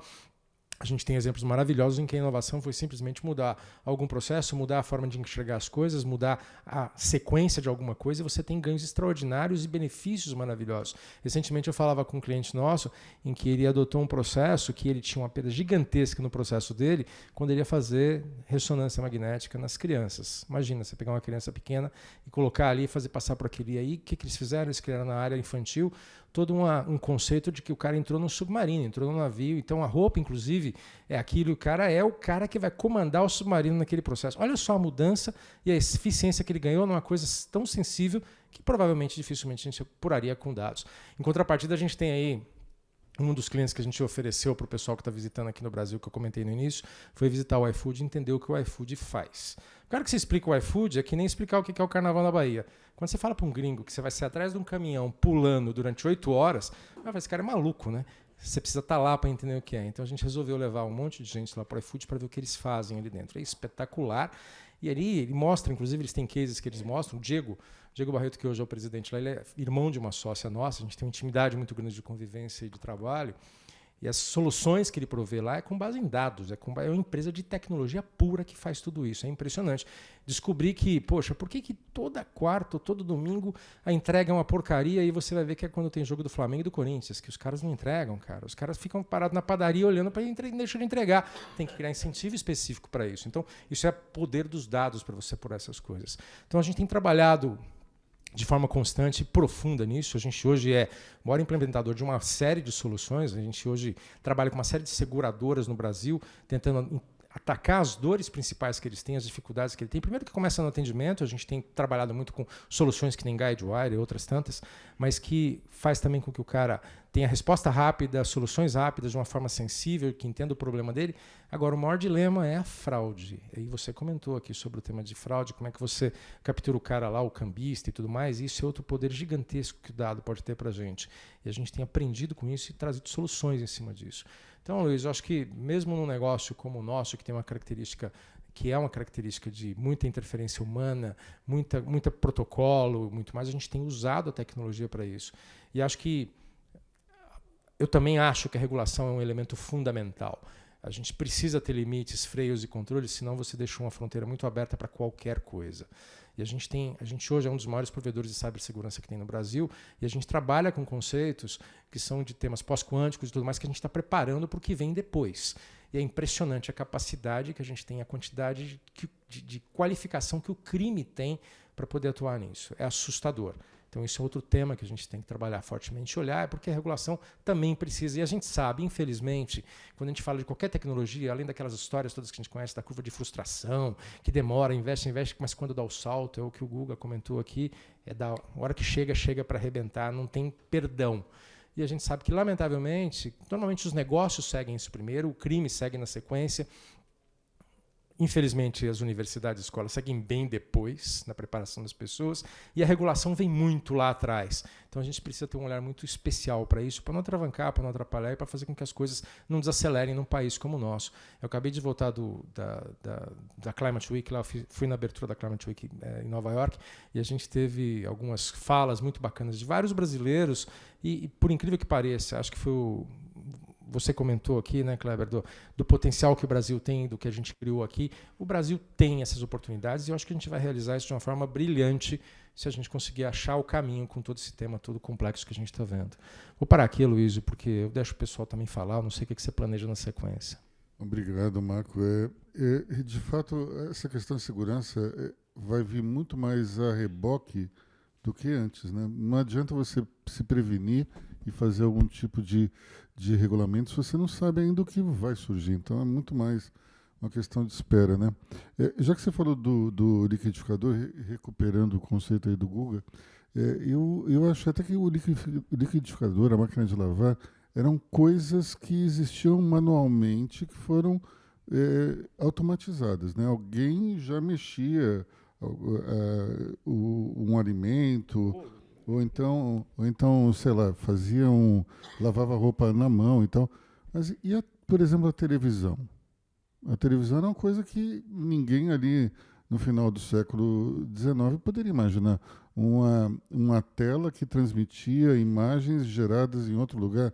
Isso é uma coisa que era uma quebra de paradigma enorme, mas, de novo, a televisão foi inventada em 1927 por um sujeito chamado Phil Farnsworth. Alguém já ouviu falar nesse cara? Não, ninguém nunca ouviu falar, porque ele inventou antes da hora. Somente 20 É a coluna anos, de 2 semanas atrás dele. somente 20, ele está dando spoiler.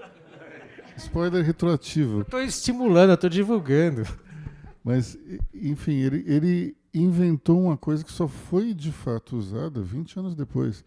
E acredito que a gente está hoje nessa mesma situação. Ninguém consegue imaginar o que pode haver com o uso da inteligência artificial rodando num computador quântico, que tem uma velocidade 200 vezes maior do que o computador mais rápido que existe hoje. Então, quando a gente coloca tudo isso nessa perspectiva, significa que as coisas que a gente vê hoje têm uma chance enorme de desaparecerem ou sofrerem mudanças radicais. Então, é um momento super, eu acho que excitante para todos nós, porque a minha geração pegou, até os anos 80, uma vida muito parecida com a dos nossos pais e avós. Assim, desde que a energia elétrica foi inventada, a vida era praticamente a mesma. A grande mudança talvez tenha sido a máquina de fax aí que o Cláudio falou. Mas, tirando o fax, não tinha nenhuma grande mudança. Todo mundo trabalhava mais ou menos igual, o engenheiro, o arquiteto, o jornalista. Todo mundo fazia um trabalho igual ao de 50 anos antes. Só que, a partir do surgimento da internet, as coisas foram mudando. E agora as coisas vão ser totalmente repensadas. E vai haver, de fato, uma revolução. Vamos partir aí para as perguntas de vocês, vai? Vamos lá, já temos 3 aqui. A Cris decide quem é que vai perguntar primeiro. Foi o primeiro que levantou a mão. Mas aqui a gente já vai na sequência. Gui. Tudo bem, Aloysio? Gui da Alice. Vou dar uma viajada, tá? Pergunta pro... Mais que a gente aqui? Eu pensei no filósofo Aloysio, mas para quem quiser responder. Estou pensando o que é efeito colateral, né, disso que a gente está falando de... Não só das consequências de IA, mas de talvez padronizações e um pouco do ser humano sair um pouco do processo. E um efeito colateral que eu enxergo, que é a gente buscar mais as coisas feitas por artesãos, onde o ser humano tem algo e pelas experiências humanas. Então, pensando até um pouco de lado de negócios, não só filosofando, mas coisas que podem ter efeitos colaterais assim importantes. Então, tipo, o tênis do Rafa, que eu peguei o fornecedor para fazer palito, que eu achei o máximo. Cara, é um carinha que faz é um artesão, sei lá, tipo aquela coisa do italiano que, sabe, ele que fez e desenhou um negócio e fez deve ter feito o quê? Fez 5, 10, sei lá, fez só para você, mas ele faz poucos e só, tá? Eu vou pro Japão agora, cara, eu piro em faca, achei um cara que tá fazendo artesanalmente a minha faca. E esse tipo de coisa, a pessoa que vai fazer é único, é o ser humano. Não quero saber de coisa massificada. Tem consequências muito grandes, eu acho, nessa direção, assim. Então essa é a viagem, essa é a provocação, quem quiser comentar sobre isso. Olha, vou começar então aqui, mas hoje o Guga também tem como responder.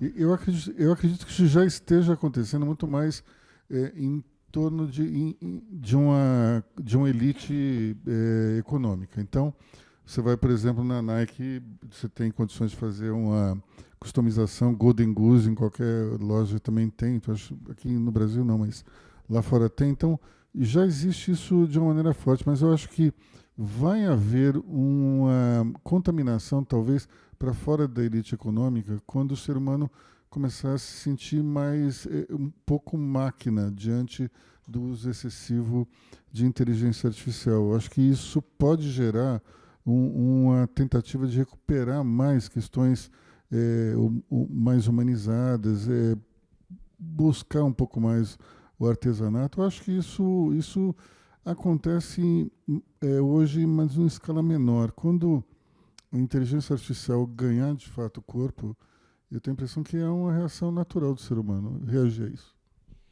Eu vou provocar. Quem vale mais na bolsa? A Hermès ou a Nike?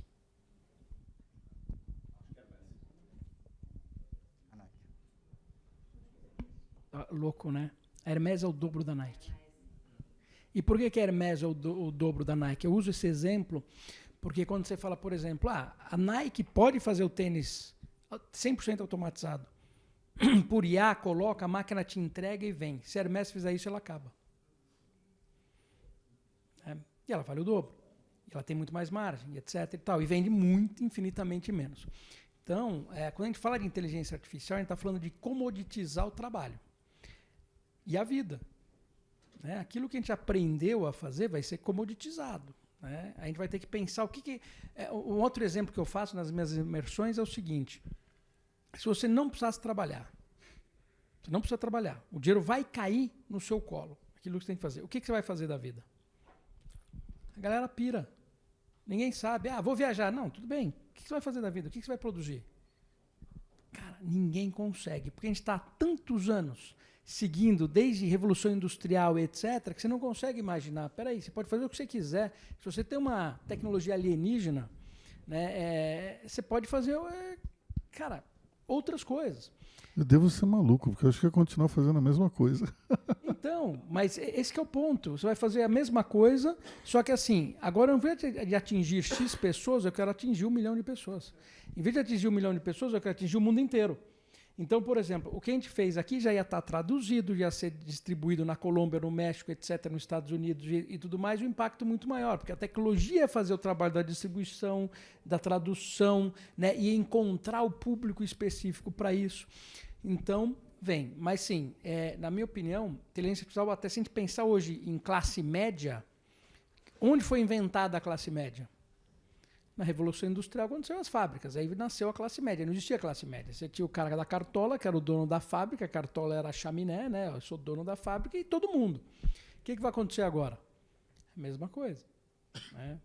A classe média chata, o que está embaixo sobe, fica uma grande massa de 98% da população e se vai estratificar o rico de N formas lá para cima. Né? E aí, o artesão...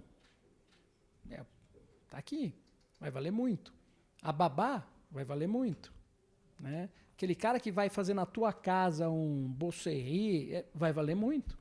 A casa vai ser... você vai imprimir a casa dentro de uma fábrica, vai colocar lá dentro, mas quem vai fazer a coisa vai valer muito. Então, a gente vai ser interessante esse mundo novo aí. Luiz, me permite aterrissar aqui com um exemplo prático? Alguns anos atrás, a nossa inteligência artificial reconheceu um malware afetando o Brasil, criado por brasileiro, uma jabuticaba, uma verdadeira jabuticaba. E depois nós chamamos esse malware do malware do boleto. Já ouviram falar? Não? O malware do boleto mudava o código de barras e quando você ia pagar uma conta, caía na conta do laranja. É isso que ele fazia. Isso chegou, acho que foi em 2017, se não me engano, a nossa inteligência artificial viu: opa, esse malware está alterando um conjunto de 54 caracteres. Que diabos é isso? Para que mudar exatamente e sempre 54 caracteres? A inteligência artificial reconheceu, beleza, está funcionando. Da onde vem? Brasil. Da onde? IP, São Paulo. Horário de trabalho, das 8 às 18. Ou seja, toda a identificação automatizada foi feita, foi reconhecida.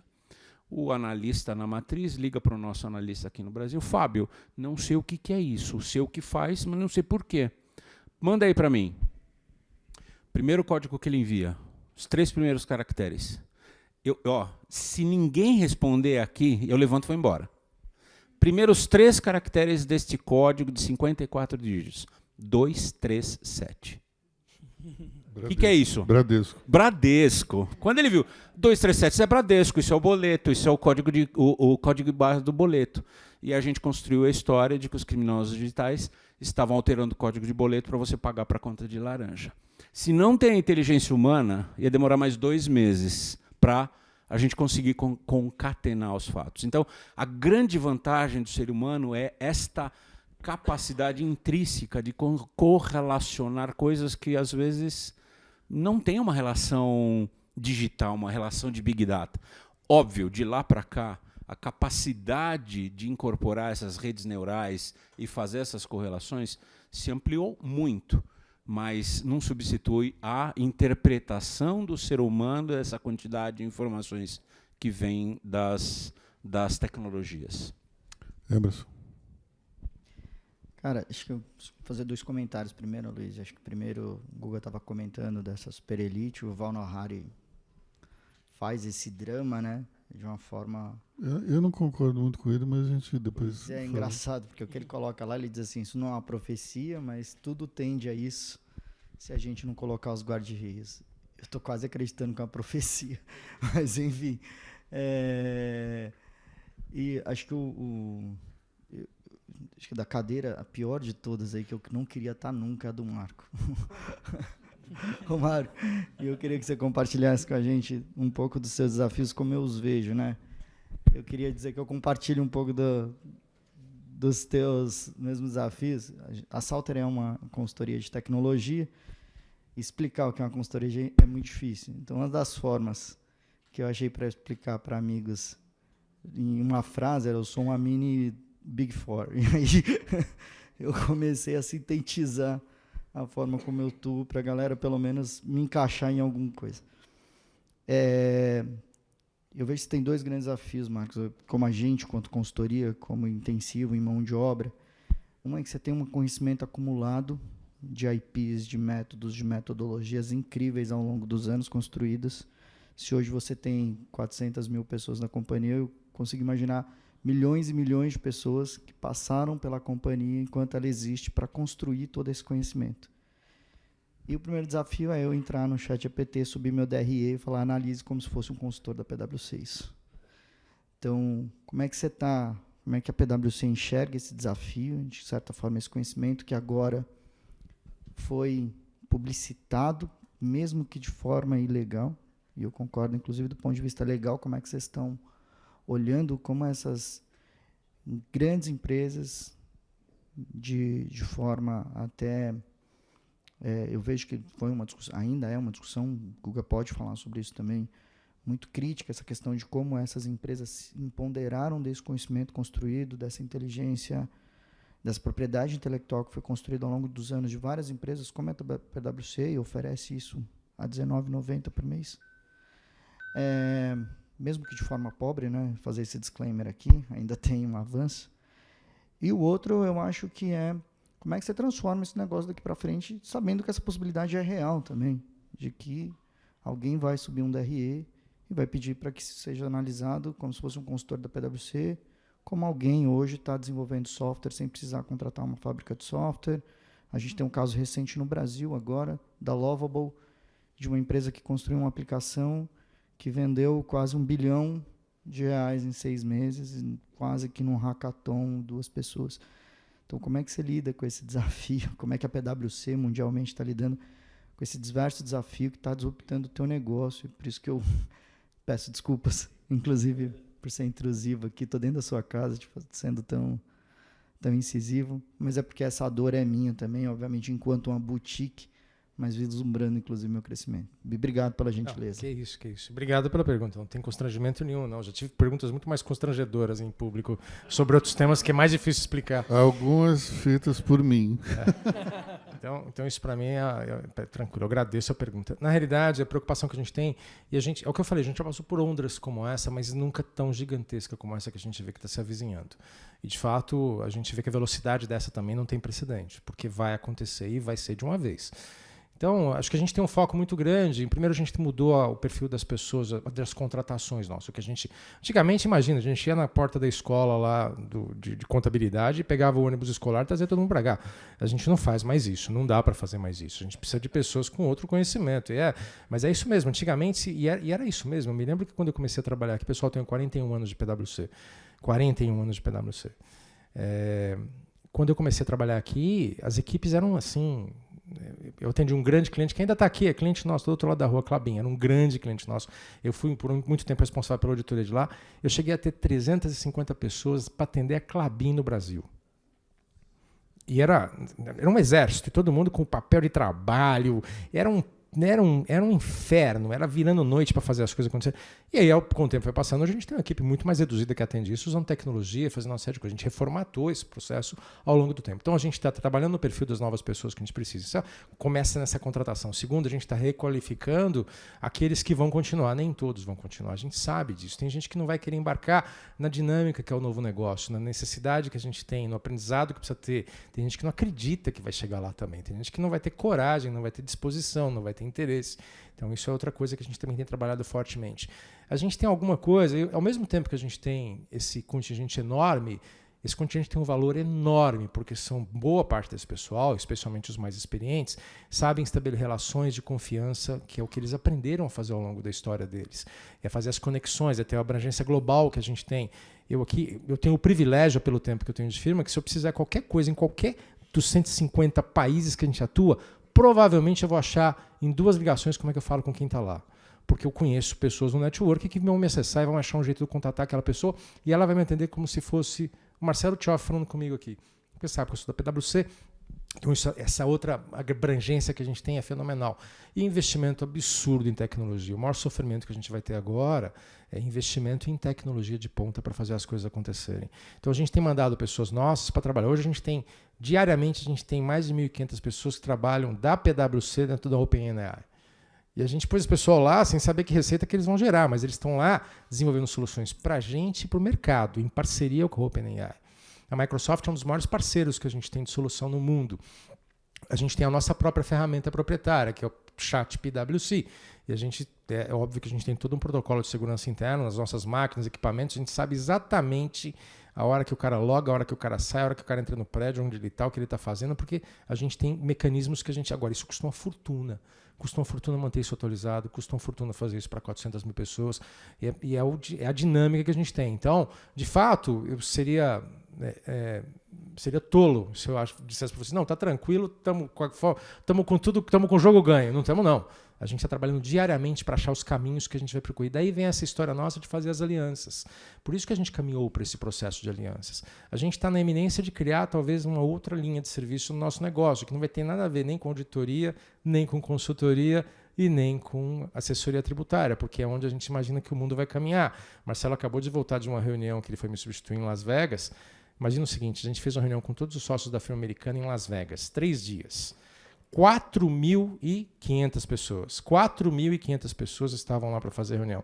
A reunião foi tão gigantesca que o Ed Sheeran foi lá fazer o show para a gente, teve uma série de diversões adicionais que foram colocadas, mas a gente estava lá justamente para reformatar esse... E, cara, é um esforço incrível, é muito dinheiro, mas é o que a gente tem feito. Então, esse é o caminho nosso. Não tem muito mais que eu consigo te falar, mas é de fato fazer uso dessa tecnologia que a gente criou ao longo desses séculos como instituição e fazer com que isso se produza numa solução para os dias de hoje. O Gui fez uma pergunta ali que eu não quis interromper porque já tinham falado tanto, Luiz, eu vou só gastar um minuto aqui. Mas o que o Gui falou de sair de um lugar e chegar no outro e tudo mais, tem uma preocupação tão gigantesca, é que eu não quero fugir do tema aqui, mas a maior preocupação que eu tenho em todo esse processo que a gente está vivendo de tecnologia, de uso intenso de tecnologia, de pessoas trabalharem remotamente, é a saúde mental das pessoas. A gente vai ver um contingente gigantesco de pessoas se perderem pelo caminho porque não vão ter equilíbrio necessário para fazer o que precisa. Quer seja porque não vão ter as conexões que precisam com os outros seres humanos, vão se afastar completamente, vão perder destreza social, vão entrar em vícios outros que são depois incontroláveis, vai desde o álcool até a drogas, e até de fato a pessoa querer se isolar e não querer conviver com mais ninguém. Então, isso é o dilema que a gente vê diariamente enfrentando. A gente tem trazido especialistas para falar conosco e com os nossos clientes. A Luísa esteve aqui já oportunidade de assistir um deles. Essa é uma das maiores preocupações que a gente tem nesse momento, é como é que a gente faz com que, especialmente os jovens, entendam que o mundo não é somente isso aqui, cara.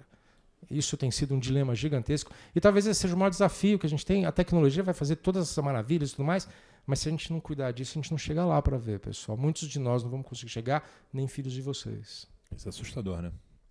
Bom, vou tentar ajudar nessa. Sei que a pergunta foi para ele, mas também pegando a pergunta ali do Gui. O cara tem escritório aqui dentro. Então. Eu acho que as empresas vão ser muito facilmente disruptadas. Todas elas. A minha, a sua, de todo mundo aqui. Né? A gente considera uma Lovable. 9 meses, os caras, $100 milhões de ARR. 9 meses. 9 meses. Né? É um parto, é isso. E os caras valem isso. Então a gente hoje tem a clareza que eu não vou ser disruptado. E eu acho que uma das coisas que vão prevalecer absurdamente vão ser marca e reputação dessas empresas e relações humanas. Eu acredito nisso cegamente, né? E é isso que é o poder de uma PwC, na minha visão. Porque eu posso subir ali um DRE, posso subir qualquer coisa, e eu posso hoje na minha empresa, na Zux, assim como todos vocês podem escolher empresas mais baratas, mas por que você escolhe também uma Big Four? Porque é uma Big Four. Não. Ô, Rafa, eu gostei disso aí, viu? Marca, reputação e relações humanas. Isso. Eu acho que foi o business plan que ela fez para o Money Report. Foi? É isso, eu acho que isso, e aí entra a história lá do Gui, né, que acho que essa questão das relações humanas, porque daqui a pouco não é mais a Zux, um monte de gente faz igual a Zux, mas é a Zux, é a empresa do Rafa, eu gosto dele. E uma coisa que eu estava até batendo um papo hoje no café com o Tioff, sempre quando eu encontro o Tioff, né, ainda bem que a gente estava bebendo hoje, né, Tioff, foi de café da manhã, e a gente estava falando sobre isso, né, e é pessoas relacionadas às marcas. Quem são as pessoas que estão relacionadas às marcas? E eu acho que isso é muito jogo do futuro, sabe? Então eu acredito muito nessa história. Eu sou uma boutique, mas às vezes, cara, pode ser uma melhor, tem os melhores profissionais, tem os melhores isso, tem o melhor aquilo, mas você tem marca, reputação e essas relações humanas. Por que você está aqui? Porque a gente está se relacionando. Então, por isso, acredito muito no negócio de vocês para o futuro, porque isso vai prevalecer muito para o futuro. Antes a gente tem aqui o Carlos, depois o Ricardo. Bom dia a todos, é o Carlos Prado do Grupo Tour House aqui. Pessoal, vou falar um pouquinho do que o Cláudio mencionou, inteligência humana. Nós temos vários Brasis, né? Nós temos esse Brasil aqui da Faria Lima, eu e o Marcos estivemos lá no Sertão, lá na Amigos do Bem, vimos lá outro Brasil. Então, a minha pergunta é o seguinte, e nós do Grupo Tour House, nós criamos o Instituto Educa Todos, que foca na melhoria do IDEB, de escolas estaduais, e vocês acreditam, é um horror, né? 3.5, 3.9, a melhorzinha chega a 6 de 10, e baseado que precisa fazer boas perguntas para que a inteligência artificial possa ajudar, como fazer isso? Né? Como fazer isso? Então, a minha pergunta para vocês é o seguinte, mais uma vez, o Brasil vai perder a chance de ser capaz de gerar riqueza e tentar, talvez, um sonho distante de melhorar essa frase, Brasil ficou velho antes de ficar rico. Será que dá para dar uma melhorada? Será que, ou mais uma vez, nós perdemos a grande chance de tornar um país do presente e não um país do futuro? E aí, Gula? Vou jogar uma pimentinha, mas eu acho que assim, lembra, quando a gente está falando da inteligência artificial, a gente está comoditizando a inteligência. Então, quando você olha para o Brasil, isso é bom. Porque significa, porque antes, para eu acessar determinado conhecimento, eu tinha que ir para Harvard. Hoje eu não preciso mais, eu tenho ele à minha disposição. Aí eu vou até dar um hack para vocês aqui, que vai mudar completamente a forma de como você mexe na inteligência artificial, aí nos chats de maneira geral. O maior problema que a gente passa é que a gente precisa estar aprendendo coisas novas. E é difícil de aprender coisas novas porque a gente aprendeu sentado numa cadeira olhando um professor. E a gente precisa trazer o lifelong learning. E vocês perceberam, né, que você usa o chat GPT, você faz uma pergunta, ele te dá a resposta. Aí tem até um estudo do MIT, né, que teve, poxa, as pessoas que usaram na inteligência artificial para responder alguns desafios, aquele que fez na mão, 6 meses depois o da mão lembrava, o da inteligência artificial não. Então, às vezes, a gente está usando de forma errada. Porque você faz a pergunta, ela te responde, tá bom, você não vai. Agora, faz isso. Faz uma pergunta. Tá? Fala, eu quero que você não me dê a resposta. Eu quero que você me dê a resposta. Eu quero que você não me dê a resposta. Mas eu quero que você me tutore, né, durante o caminho da resposta. Você aprende. Você quer aprender? O negócio cabeludo, não importa o que seja. Ele vai, em vez de ele te dar a resposta, ele vai te ensinando o processo todo. Você vai conversando com ele, vai aprendendo, vai conversando, aprendendo. Quando você chegar na resposta, você aprendeu o processo. É porque é na voz. Pode ser na voz. Eu dou um exemplo nisso em casa, né, com uma funcionária que eu tenho em casa. Eu fui lá e coloquei o chat GPT no celular de todo mundo. Cara, antes dela cozinhar, ela vai lá e faz a pergunta. Hoje é tudo. É reza de manhã, conversa, faz tudo. Minha filha faz tarô com o ChatGPT.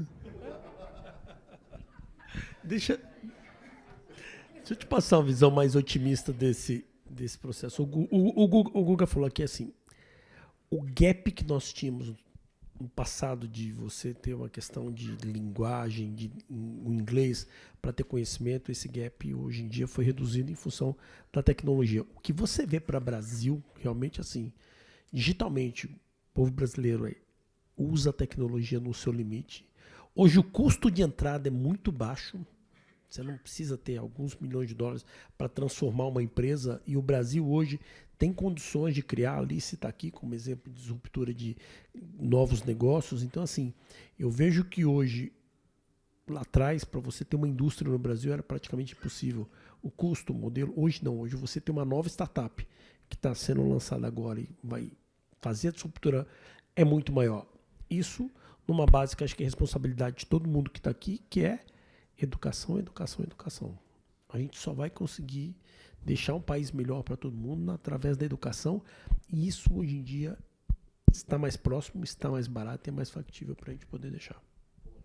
Posso complementar, Luiz? O brasileiro é muito bom de iniciativa, talvez não muito bom de acabativa. Então a gente mata alguns projetos na origem, ou às vezes não se beneficia dessas inovações e criatividade. Quem inventou o câmbio Hidramatic? 2 engenheiros brasileiros, depois foi comprado pela Chevrolet e foi lançado em 1940 no Oldsmobile. Quem inventou o identificador de chamadas? Brasil também. O Brasil, BINA, né?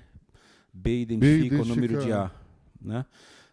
O brasileiro é capaz de criar muitas coisas. Gurgel criou o primeiro carro elétrico comercialmente viável. Mas com 20 mil baterias Eliar, né? Não dava por certo. Exemplo, e morreu. Então, eu diria que a gente tem 2 problemas, e coincido com o Kleber: educação, educação, educação, é fundamental.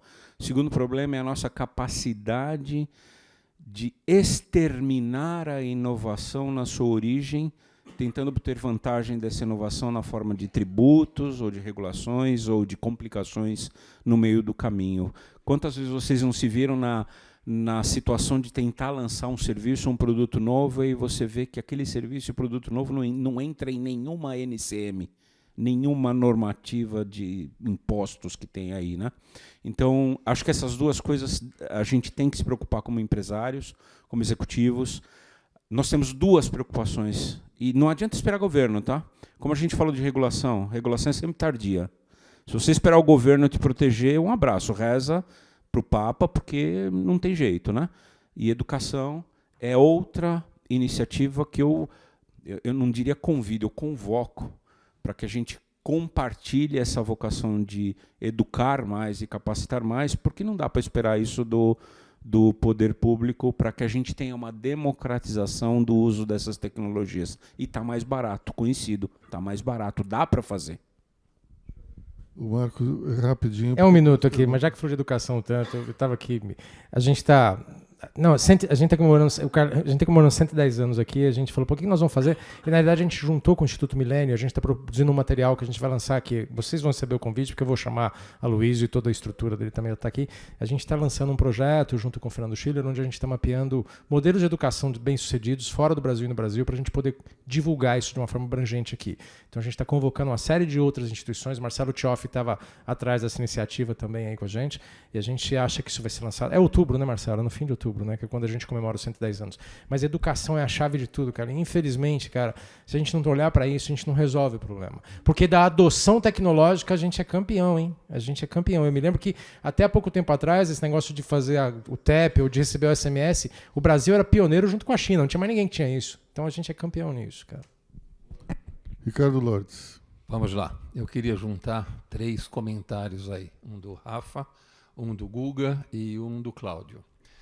Rafa falou sobre marca, né? Todos nós aqui representamos uma marca, temos uma marca, construímos uma marca, mas aconteceu um episódio essa semana que vai ser muito interessante contar para vocês, que é assim, na minha percepção de construtor de marca, o que realmente faz diferença é a identidade de uma marca. E a primeira vez que eu fui brincar com o ChatGPT, eu falei assim, crie um slogan para o Boticário.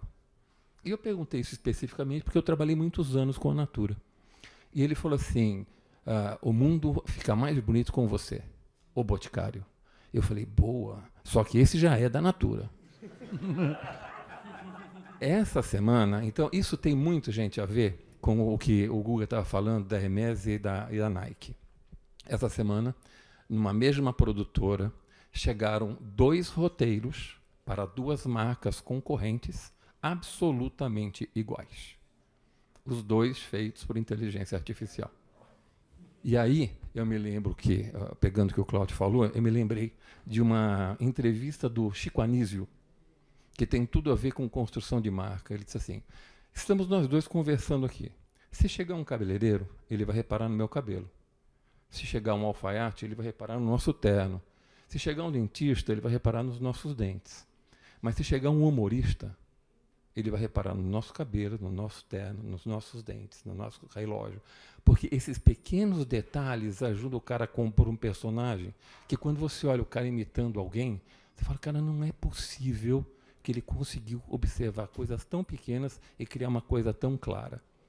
Então, na hora que a gente está cuidando da nossa marca, tem que ter muito cuidado na hora de escolher quem é a empresa, quem é o profissional, para que a gente tenha a Hermès trabalhando na nossa marca e não Nike trabalhando na nossa marca.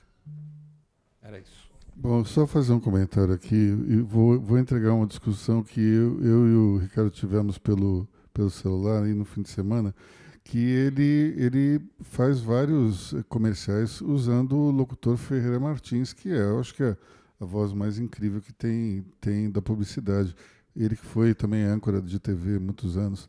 Mas aí ele fez um desafio para a inteligência artificial que foi faça essa locução, aí ele deu uma voz guia como Ferreira Martins. E daí eu ouvi aquilo e falei assim, pô, Ricardo, isso aqui parece o Ferreira Martins interpretado pelo Vincent Price, porque era uma coisa assim assustadora, né? Porque o tom de voz é uma coisa humana, e daí a inteligência artificial não consegue dar, né? Mais do que isso, né, Luiz? Porque tem outra coisa. A inteligência artificial ela é nativa em outra língua que não o português. Então, quando ele vai falar, ele não consegue ter a entonação de um locutor brasileiro. Isso eu não fiz sozinho. Eu tenho uma produtora de som que tem os mais avançados programas de locução e ele falou, fica tranquilo que eu faço igualzinho. Assim que chegou, eu liguei para ele e falei, ótimo, agora chama o Ferreira. É completamente diferente. Eu mostrei para o Luiz as 2 coisas, não guarda a menor semelhança. E se você pegasse o áudio do Vincent Price na música Thriller, do Michael Jackson, você veria que era absolutamente igual. Aloysio, você chegou a ver o exemplo do Reinaldo, o Reinaldo Azevedo, que está afônico, e a Band News criou a voz dele eletronicamente? Como jornalista, como editor, o que você acha disso? Não, mas a gente fez aqui em Money Report uma experiência comigo. E foi incrível, porque eu ganhei um sotaque mineiro imediatamente, assim, do nada. Então, tem realmente essas coisas. E a gente fez uma outra experiência, que era a criação de imagem também, que eu nunca tive tanto medo de mim mesmo. É uma coisa assim assustadora, porque o olho fica parado, não tem expressão, o lip sync é meio esquisito também, mas eu imagino que a voz dele deve ter ficado uma coisa maravilhosa. Eu queria só terminar essa questão da educação e pegando um pouco a tua fala, essa crise mental que a gente pode viver já tem um nome, chama infodemia, epidemia de informação. Tanto as geradas artificialmente, por inteligência artificial, quanto o universo de spams e de fake news que a gente tem no mercado. Se a gente não trabalhar a educação e a capacidade de interpretar a informação, a gente cai numa epidemia de informação, que é um grande risco colateral da inteligência artificial. Infodemia, gostei. Cristina. Obrigada, gente. Eu acho que voltando para esse assunto todo da educação, de todo mundo que a gente fala, eu acho que eu estou vendo isso dentro das nossas próprias empresas, né? A falta de cognição das pessoas até para montar um simples prompt. Então, assim, a hora que dentro de nossas estruturas, onde a gente tem mais de 1.000 colaboradores diretos, e você vê dificuldade das pessoas em utilizar um simples prompt, né? Porque ela fala, pedi e não veio do jeito que foi feito, né? Usei e não deu certo. Porque a pessoa não tem, dentro das pessoas educadas, com grau superior, etc. Né? Então, a gente tem um risco de um afastamento talvez maior ainda, né? Dessas regiões remotas que estão nos países. Mas eu trago aqui uma pergunta para vocês de como é que vocês estão fazendo para trazer essa inovação dentro da empresa. Eu, por exemplo, eu estou usando de modelos onde eu estou remunerando quem consegue, dando desafios diários para as pessoas desenvolverem, utilizando agentes de IA, plataformas, etc. Porque cursos a gente já deu, plataformas, já levou pessoas, treinamento, etc. Mas se você não remunerar para ter essas pessoas engajadas, olha, quem conseguir soltar, resolver esse desafio, e a gente paga tanto, remunera. Então, eu queria ouvir de vocês, de empresas que são, né, que, principalmente na inovação de tecnologia, etc., como é que vocês estão lidando com o treinamento dessas pessoas que já estão dentro da empresa da gente? Porque a sensação é que elas não vão conseguir chegar e que você vai ter que substituir. Né? E a última coisa que a gente quer fazer são aquelas histórias dessas pessoas que chegaram com você até aqui, talvez elas não consigam te acompanhar. Como é que vocês estão vendo e tratando isso? Bom, eu vou falar rapidinho aqui que eu tenho visto na minha empresa, o que eu tenho visto nas empresas que a gente atende, tá? Vou falar uma coisa que não sei se é a melhor forma de falar, mas a média é muito ruim. A gente está numa média muito ruim. Estava batendo papo hoje com o CEO, de manhã cedo, vindo para cá, estava a caminho.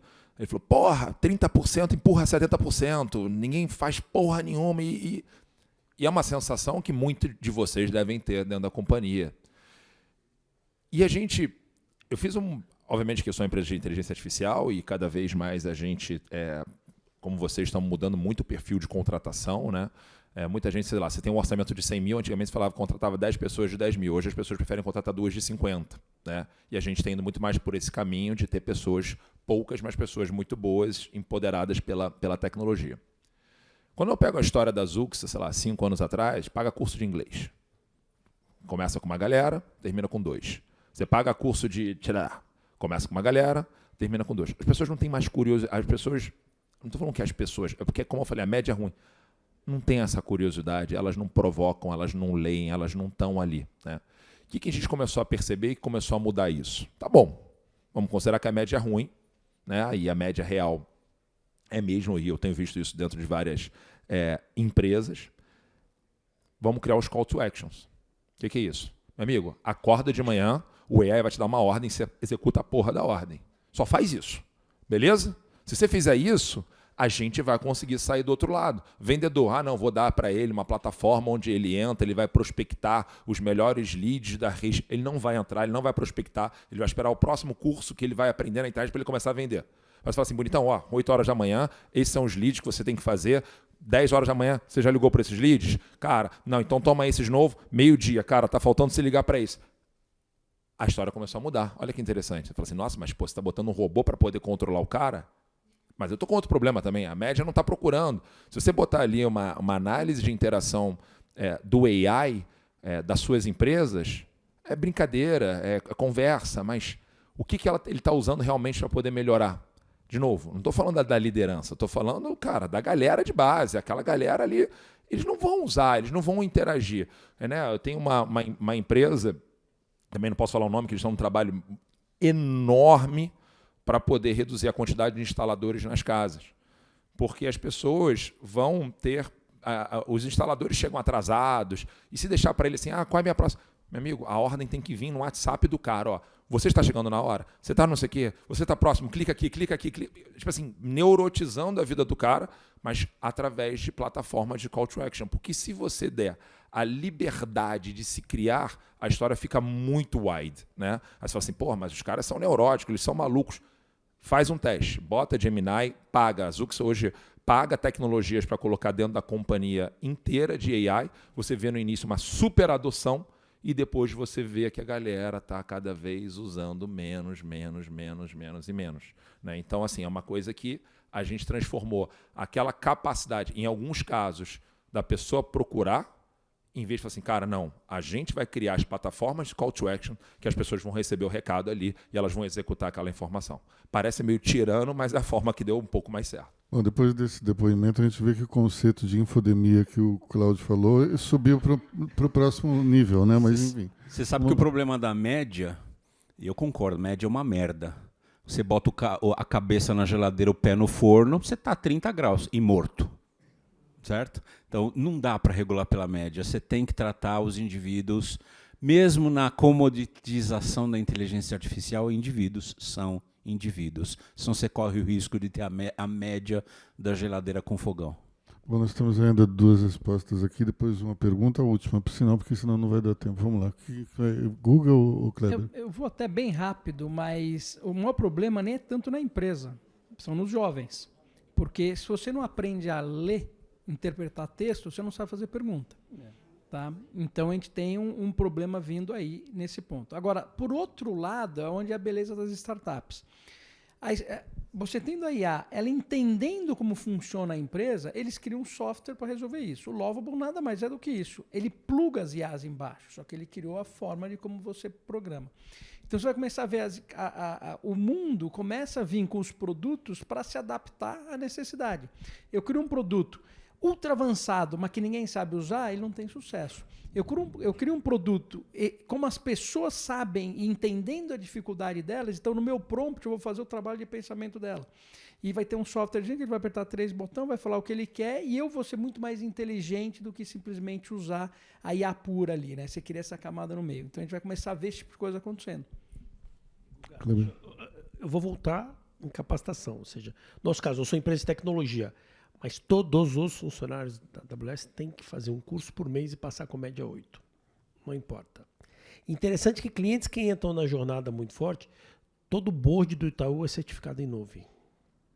Você fala, pô, por que o RH tá... Então, a exigência de você sair de um nível mais alto e mostrar isso para toda a estrutura é fundamental para você começar a usar como você pode se diferenciar e é top-down.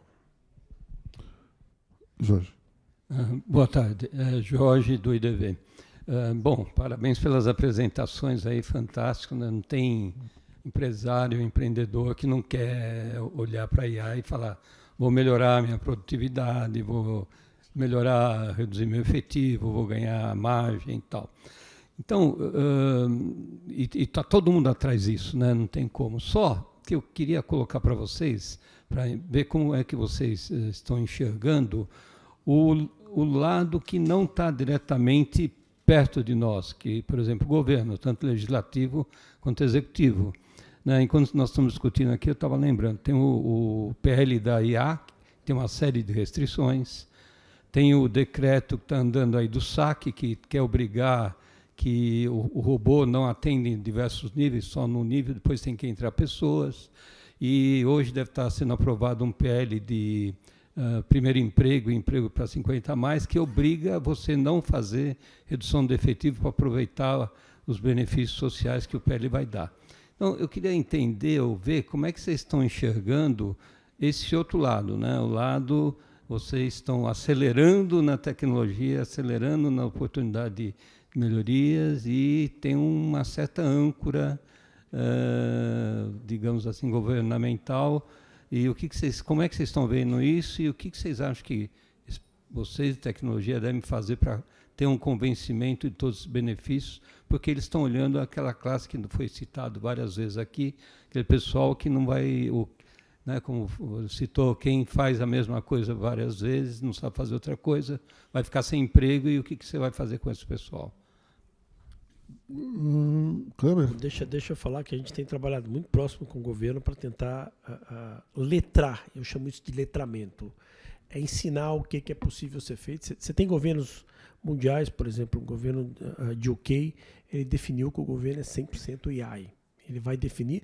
Recentemente a gente tem uma ministra, que é uma AI, ou seja, é muito complexo você letrar todos os políticos, porque tem níveis e interesses diferentes, mas é função nossa fazer um pouco desse letramento. Eles estão entendendo que está chegando num ciclo onde você não vai conseguir só legislar para conseguir ter empregabilidade.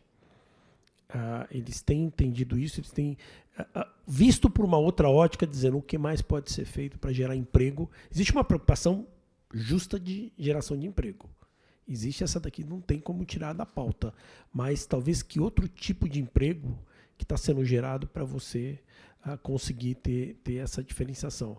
Tem muito o que fazer no governo. O governo, assim, hoje, alguns dos municípios, alguns dos estados têm se diferenciado, mas tem um trabalho muito grande a ser feito. Eu acho que a gente está distante ainda, Jorge, do que foi falado aqui. Olha, eu quero legislar, eu quero tributar, eu menciono muito, o mercado de startup no Brasil só deu certo até agora porque o governo não entendia muito.